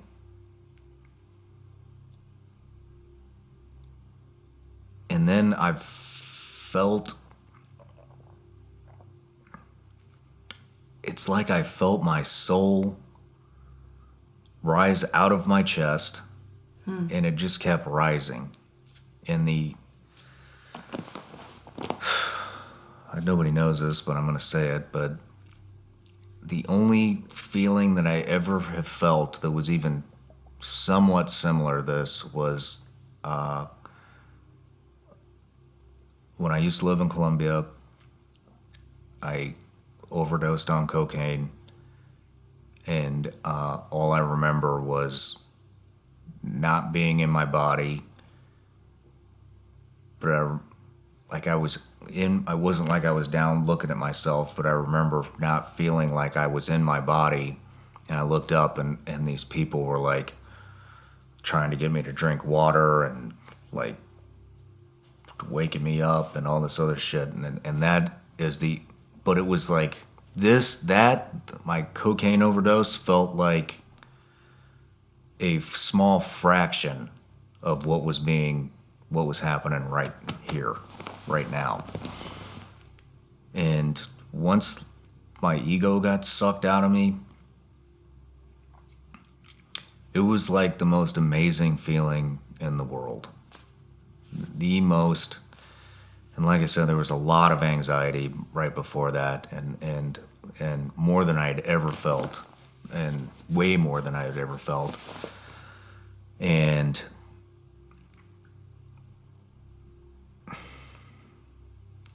they brought in like this person to teach us breathing techniques before we did the Ibogaine. And I remembered the breathing techniques, and I slowed my breathing down in my nose, out my mouth. And it's like right about almost simultaneously when I thought about the breathing techniques, that's when I felt like my soul was coming out of it felt like my body was melting into the earth, and my spirit or my energy or whatever you want to call it was like rising above me. And so I opened my eyes, and I was under a palm tree. I remember seeing the palm tree leaves, these birds flew over, and I just remember the first thing I thought was, I was like, I can't believe how blue the sky is right now. And actually the first thing I thought was when I started those breathing techniques, it felt like my breath turned into the earth breathing. And also at the exact same time, this sounds weird and, whatever, like if you don't have an open mind, you're not listening anymore anyways, but I swear I felt and heard the earth's vibration. The earth has a vibration. I don't care what anybody says. I felt that. I heard it. And it was like the most beautiful thing I had ever heard in my life. It was the most beautiful feeling I had ever felt in my life. And I swear it was God. But it wasn't like you're meeting somebody. There was no visualization. What I saw was there. You know what I mean? It was the exact same stuff that I saw before I closed my eyes and fell backwards. And I was looking up. And it was just this overwhelming feeling of peace and welcomeness and zero judgment. Like zero judgment. And you didn't want to leave. And I thought about you and Sonny, and while I was in that state of mind, I was telling myself, I was like, let it go, everything's gonna be fine. I was saying, my wife, Sonny, let everything go, let it go. And I every time I said it like felt better. Mm-hmm. And it takes you to this state of mind where this kind of maybe sounds a little bit weird, but it was like okay, like it was okay that I was going somewhere that you feel like you're going somewhere and you're not coming back, and where you're going is perfect and you don't want to come back, and it's okay. It was saying it now, it sounds selfish, but it was okay that I was leaving you and Sonny behind, and then I kind of forgot about everybody and everything, all of it. Everything going on up here is gone. And it's heaven. And I felt this is a handshake dose. And I remember sitting up, and I could still hear and feel the earth's vibration. And I think this is actually I think at that point I had hit the peak of the medicine. And I sat up, and I remember looking, I saw the ocean, I saw everything that I saw before I fell backwards. But for the first time in my life, I realized that every single thing on this planet is connected through this energy, through this Earth's vibration or the vibration of the universe. And everything made perfect sense. Everything was perfect. Everything was beautiful. Everything was in perfect unity. And it was just this flow of energy that you could, it's not like you could see it, but you could see it. You could feel it. You could feel your energy going into the grass, going into the earth. You could feel the ocean. You could feel the air. You could feel the energy of Trevor next to me. The palm tree, the bushes, everything out there is 100% interconnected. It is all, wow. For the first time you see it, it's like, and it's immediate. You're like, oh man, like I've had it wrong. Everything on this earth is connected through this energy. The entire universe is connected. And Trevor asked me if I wanted a little bit more, and I said I'm really good where I'm at. I don't need any more right now. And I just wanted to live out this experience, because it was just, I remember a bug was, and then also when I opened my eyes, the first thing I did was move the blanket so that I could touch the grass. And then I got off, when I sat up, I crawled off the blanket. I just wanted to be in the grass and feel the grass. And the minute you put your hand on it, you feel this energy come out of your hand. It goes into the ground, and it's everything. Everything is one thing.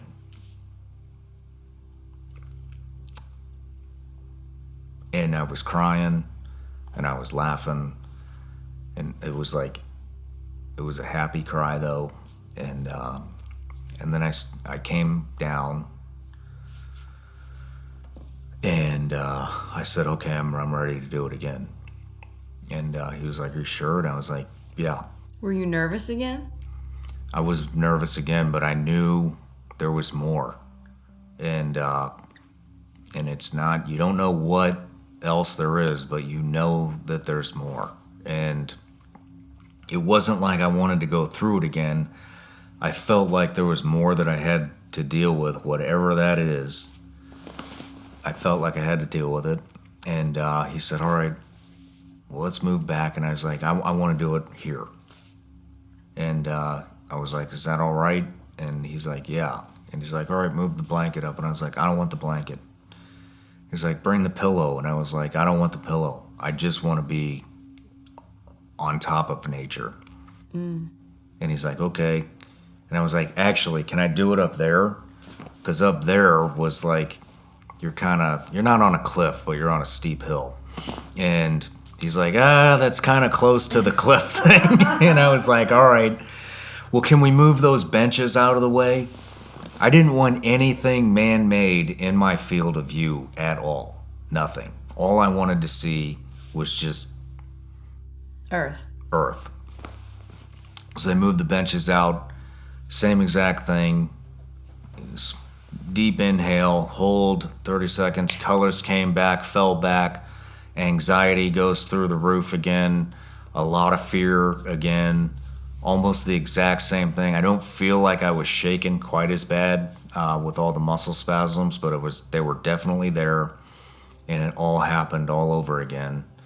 Except it felt, when I came out of it, it felt even more powerful, and I felt like I could feel the energy of the universe even more, and it was just so overpowering. And the next thing that happened is I had this intuition. There were no visualizations. It was all intuition. I had this intuition that Gabe was like right there. And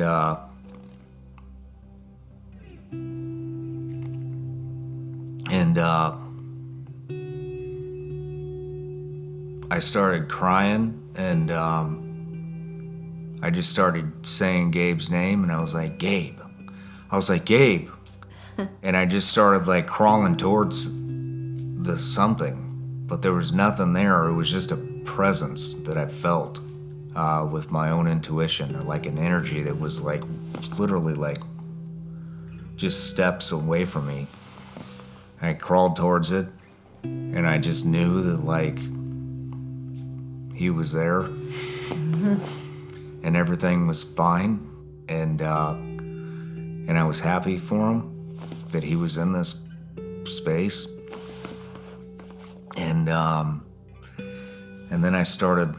then that presence kind of faded away, and I started looking around again, and I could once again my breath turned into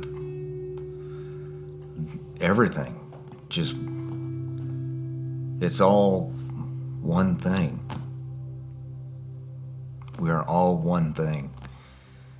And I remember digging my hands into the like blades of grass, and I saw this bug like moving around.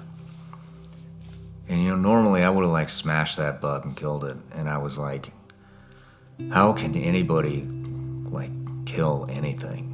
What is all of this is perfect. It's exactly the way it's supposed to be. And I was like crying, and I was happy, and I looked over at Trevor, and I'm not gonna say it right now but I admitted something to him, told him about something that I felt very guilty about my service record in the SEAL teams, and I just like told him this thing that I'd told one person in my entire life, and that was my doctor, that I spent 3.5 years in therapy with, and I never even told her when I was in therapy. I told her when we went back to Boca Raton to visit family, and we went out to lunch, and I told her then, like 3 years after I stopped doing 3.5 years of therapy. And I told Trevor, who I'd known for 4 days, and he asked me how it felt to say that, and I said it feels fucking amazing. And I started crying, and I was happy, and then I started coming down, but I was just at complete peace. My ego had been completely sucked out of my body, and I knew what it was like to die. And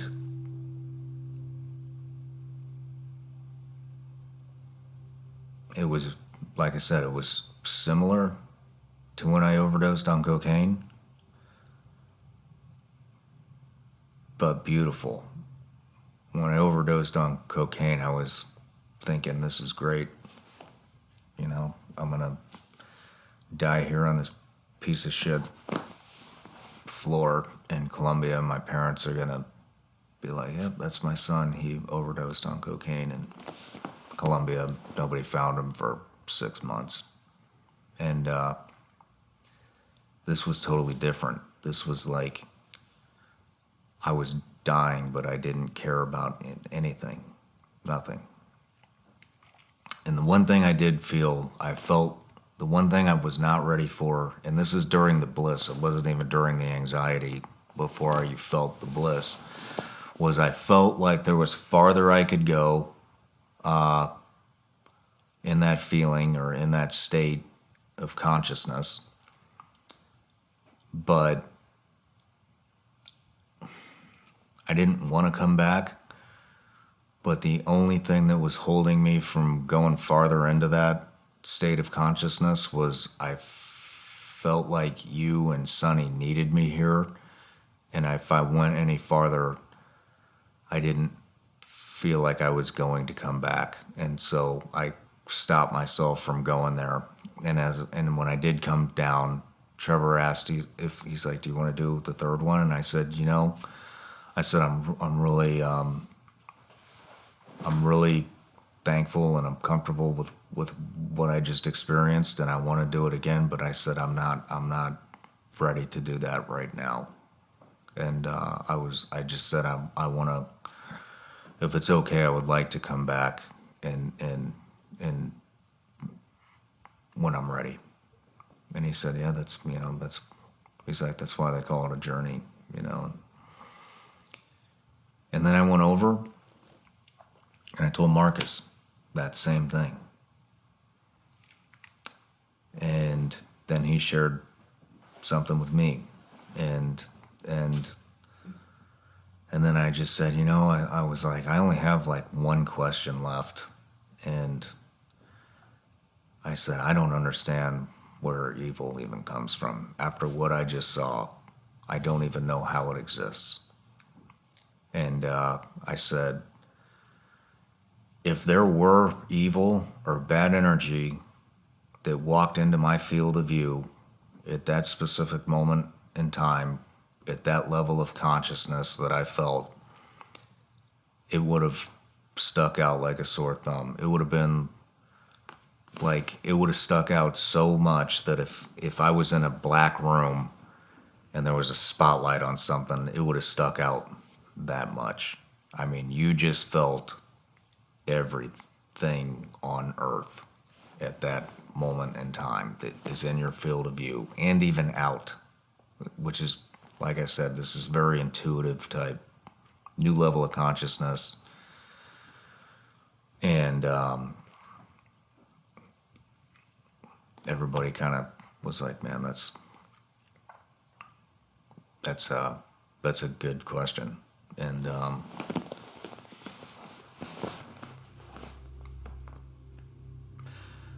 So what that does is it basically, that the 5-MeO-DMT, it takes you to the most vulnerable state that you've ever been in. And if you allow it to keep going and you really give yourself up, then it rewards you. What does that sound like? Sounds like the Bible, right? Mm-hmm. Jesus' teachings or something. And that's exactly what that was. And yeah, and that was my experience. That's amazing, babe. So I know there's still more to go. And I'm going to do it again. But everybody in the world needs to experience that. And it was the most euphoric, the most life-changing experience I've ever felt. And so now everybody's probably wondering, well, what did you get out of it, other than an extreme high and experiencing the universe's energy, which half the people are probably like, oh yeah, whatever. I don't care. I don't care anymore about what anybody thinks. And so here's what I got out of it. After being home for a week today, I have zero anxiety. I don't get anxious around people. I don't get anxious in traffic. I don't get anxious on the plane. I have zero anxiety. All of my anger is gone. All of it. I'm 100% in the moment when I'm talking to you. I'm 100% in the moment when I'm talking to Sonny or when I'm playing with Sonny. And you can attest to that, how he's doing things that he's never done with me because I have something different about me. A new energy. That's all gone. I'm pretty sure we've been talking for about 2 hours now. I haven't forgotten what I'm talking about one time.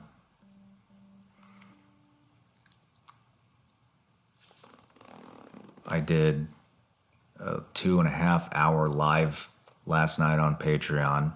I didn't forget what I was talking about one time.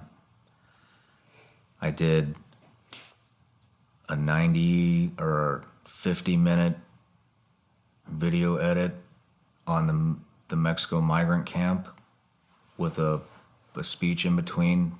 Didn't forget what I was saying one time. I haven't forgotten what I'm talking about mid-sentence since I've gotten done with this, since this experience. So whatever TBI damage was making that happen, and I do believe it was TBI, that is gone. That is fixed. I've had 11 pounds sucked out of me. I had the night sweats every night for a week. And you felt that, Yeah. When I came home. And I'm not making it a point to stop drinking or anything. I'm not making it a point. This is taking zero effort. There's no craving. I haven't had one drink in over 2 weeks. I don't miss it. I don't crave it. It's taking zero effort. I don't want it. And I'm not making it a point. If I want to take a drink again, I'm going to take a drink. But I don't want to. Not only that, I haven't smoked marijuana. I haven't taken Adderall. I haven't taken any sleep medications. I haven't taken any of my heartburn medications from whatever's going on with my esophagus. I haven't had any sugar, or maybe I've had sugar, but I have a sweet tooth, you know that? I haven't had any, I have no craving for candy, nothing. Haven't had any candy or sweets in over 2 weeks. I haven't had any potato chips, any French fries. I don't have any carb cravings, in over 2 weeks. And I keep waiting for all this stuff to come back, and it's not coming back. None of those cravings are coming back. Or coffee. I haven't had, coffee. Forgot about that. I haven't had coffee in over 2 weeks. No caffeine. No soda. Nothing. Not even sports drinks like Gatorade or what's that stuff we drink? Body Armor. Body Armor. Nothing. Nothing. No cookies. Nothing. Not one thing. I'm not overeating. Yeah, we're barely having dinner. Yeah, we're not even having dinner anymore. We're doing a late lunch and that's it. And I don't even crave food at all until I'm up in the morning. And then, but I'm more productive than I've ever been in my entire life. We're not even supposed to be working right now. I'm supposed to be letting this sink in, but I'm actually enjoying work. I'm enjoying all of it. I'm able to delegate. We came in, was Tuesday the first day back in? Yeah. We did 4 hours. I did 4 hours of work, and I got more done in that 4 hours than I think I have in 6 years of business. I mean, a day. Yeah. Not like 6 years of business, but I was more productive that day than I have been any other day in 6 years of being in business. Then we came in the next day, and it was a full day, and I feel like I got like a week's worth of work done in one day. Because you probably did. It's insane what this has done. I don't get anxious in traffic. I don't get pissed in traffic. I don't care. I'm not judgmental anymore. I see people coming into work. I see people in the grocery store that normally I would judge. I see, I'm not watching TV, but the few times we have watched TV, I'm not judgmental. I don't care about politics. Like I know that shit doesn't even matter. I don't care. It doesn't affect me anymore. I'm not comparing myself to my competitors. My resentment's gone. I don't care what people think of me. Look, put this in perspective. This used to be a gun reviewing channel. It took me 2 years to phase out of gun reviews. 2 years of guns and tactics. Mm-hmm. I was so tired of reviewing guns and teaching tactics online, I couldn't stand it. But I was so worried about, well, what's my audience going to do? They're going to leave. It took me 2 years to transition into this show and completely leave that stuff behind. And then same with Patreon. It was all guns and tactics and stuff, and there's nothing wrong with that. But it wasn't me. I was done. That's another life for me. But I was still giving Patreon guns and tactics all the time, even after I quit on YouTube. And then I just stopped that less than a year ago. Now, and what's the latest goal? The latest goal has been, I don't want to just interview operators anymore and tell war stories. Yes, that's important, but I need to keep it fresh. And we've had conversation after conversation after conversation about, well, if I quit interviewing SEALs and Green Berets and cartel stuff, then nobody's going to watch anymore. I don't care. You know what? If they don't watch, I don't give a shit. I don't care. I'm going to do what I want to do, and I feel like my entire life has been revealed and fallen into perfect place right before my eyes. Mm-hmm. We had a 50% gain in our Patreon prescriptions in 2 weeks. It was stagnant for a year, and we just grew it by 50% in 2 weeks. 2 weeks. And I don't care. I'm going to do what I want to do. I'm having Trevor on the show in April. You know, if you would have told me 2 weeks ago I was going to have a psychedelic healer on this show, I would have looked at you like you were absolutely insane. He's coming, and I can't wait to interview him. And we have all kinds of new types of guests that are coming on the show, and it's going to be amazing, and it's going to be perfect. And if people don't like it, I do not care. They can go somewhere else. I don't care. And I'm going to do what I want to do, and what that means is my ego is gone. It was sucked out of me, and I'm not worried about what other people think. I don't care if they judge me.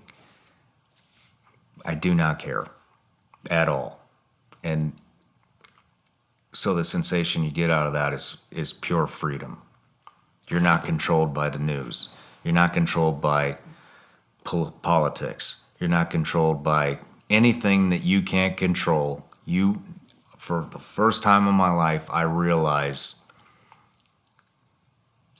that I can't control what people think of me, and I don't care. I'm just gonna be myself, and if they don't like that, bye. Don't care. I don't even care about Instagram anymore. You know, it was let's do a post, let's do this, let's do that. I got a post on Insta. I don't give a shit about Instagram. I don't give a shit how many views this video gets. I don't give a shit about how many views my last Shawn Ryan show gets. I don't care if they censor me. Don't care at all. I can't control any of that shit. I'm just being me and doing what I think is right and bringing truth to the people that I want to bring truth to.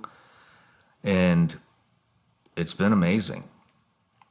I know. Tell them about my eyes. Well, yeah, going back to that, they're lighter. That's the first thing I noticed. The color. You said the whites of my eyes are whiter, and Yeah. the brown in my eyes is browner, and the edges are... It's a different color, babe, altogether. That's how much toxic shit...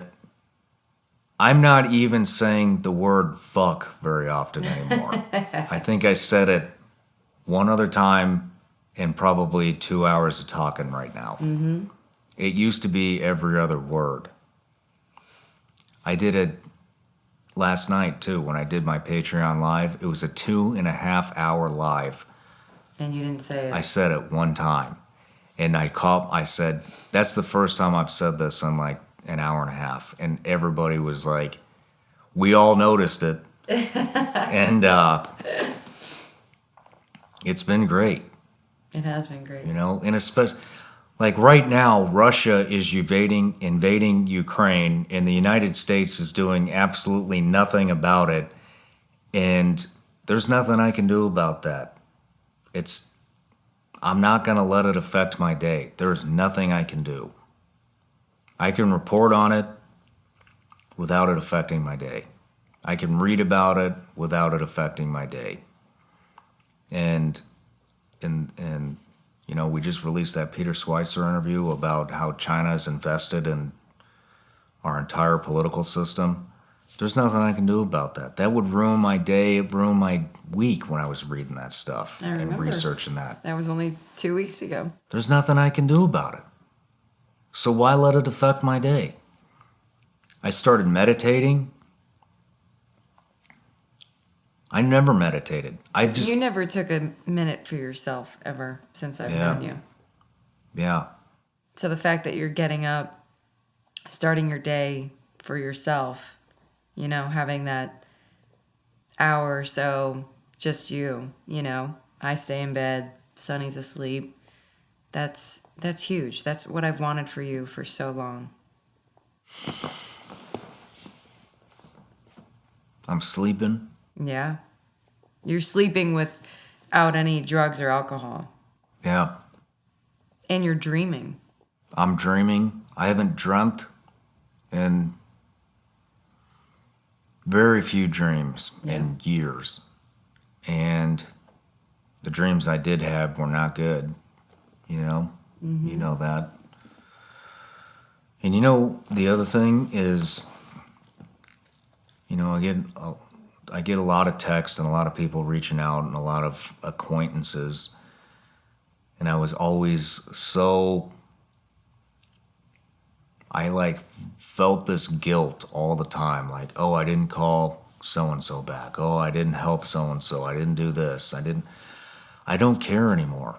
Like, I'm still going to help people, but I don't feel that guilt when I come home and I have 25 text messages that I need to answer about people that I haven't talked to in years, or I don't feel that guilt anymore. This is my time with my family and you can wait. And I don't feel guilty having to say that anymore. Good. I've been able to delegate jobs. I mean, I was a control freak. And that's another thing that I think with the Ibogaine, I said with the 5-MeO-DMT, if you allow it to do what it needs to do, and you let it take you to the most vulnerable point you've ever been in your entire life, it will reward you. I think with the Ibogaine, if you let the Ibogaine take control and you relinquish all the control, it's weird. By giving up all of the control, you regain control of what matters in your life. That makes All sense. the other shit doesn't matter. None of it. And yeah, it's been an amazing trip. So, for somebody watching, would you recommend that they do both? Yeah, Ibogaine first and then 5-MeO-DMT? I think Do you think the way they have it set up is perfect? I wouldn't change anything about that program. Not one thing. You know, we were talking, with, I had lunch with Marcus and Amber in Coronado on my way home, and, and they have a big push with getting legislation pushed on getting this legalized here in the United States, and I hope they do. I hope it works. Me too. But I did tell him, I said, one good thing about it being outside of the U.S. is, like, this is a serious commitment. It takes a week to do it. And it's not accessible. It's kind of hard to get to. And so by having it that way, you're only going to get the people, you're not going to get like the people that just think they're like, oh, I'm going to go do some psychedelics. You're getting like... It filters them out. Yeah. You're getting people that are committed to getting better, that are, you know what I mean? They're tired of... Yeah, you're going to filter them out. Perfect way to put it. And I just hope people donate to them, because that's one of the only there's three reasons why I'm spilling my guts with this experience right now. One, I want to raise money for Marcus and Amber Capone's V.E.T.S organization because of what it did to me, and I know it's real. Two, not just if you're a vet. If you are a vet or a special operations vet, I don't know, you got to talk to them, but if you're struggling and none of the other stuff's working and the VA or your doctor is just pumping you full of prescriptions, stop that shit and give this a chance. It will change your life forever. And three, even if you're not a vet, everybody needs to experience this. The world would be a hell of a lot better of a place if they did. Because you do realize none of this other shit matters. That's powerful stuff, babe. Yeah.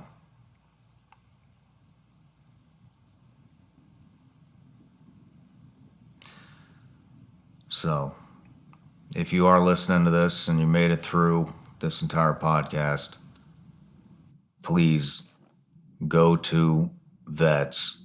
I'm going to link everything below and donate. Donate to them. This is changing lives for the better. It's saving marriages. It's saving lives. It's getting people off serious opiate addictions, alcoholism, all kinds of drugs by resetting the receptors. Stanford's doing a study. And so far, I think that they said they may have, I think it was 30 people they put through this. They do a brain scan before they go down and do the Ibogaine. And then they go back after they do the Ibogaine. They don't even do the 5-MeO-DMT yet. And they go back, and Stanford is completely dumbfounded on the brain scan afterwards because the entire brain is lighting up. People are using a lot more of their brain. I can't say all of their brain because I don't know, but it's all lit up. Whereas before it was just sounds like it was just two parts. Now it's the entire brain is lit up, and they can't explain why. And this shit comes from a root. And 5-MeO-DMT comes from a toad. It's all Not natural. from Big Pharma. Yeah. Nobody's making major bucks off of this. It grows naturally in the earth, is from the earth, from nature, and it's working better than any pharmaceutical prescription that you can get. Mm-hmm. Let's think about that and how evil Big Pharma is and how evil the government is that's being paid off by Big Pharma for not making this legal. They are murdering people by not legalizing this. It's a shame. That's our government. But we can't control that. No. But you can control making the decision to go down there and get better on your own. And you said it best. What's that? Attraction, not persuasion. No. Attraction rather than promotion. Perfect. I'll leave it at that. I love you. I love you too.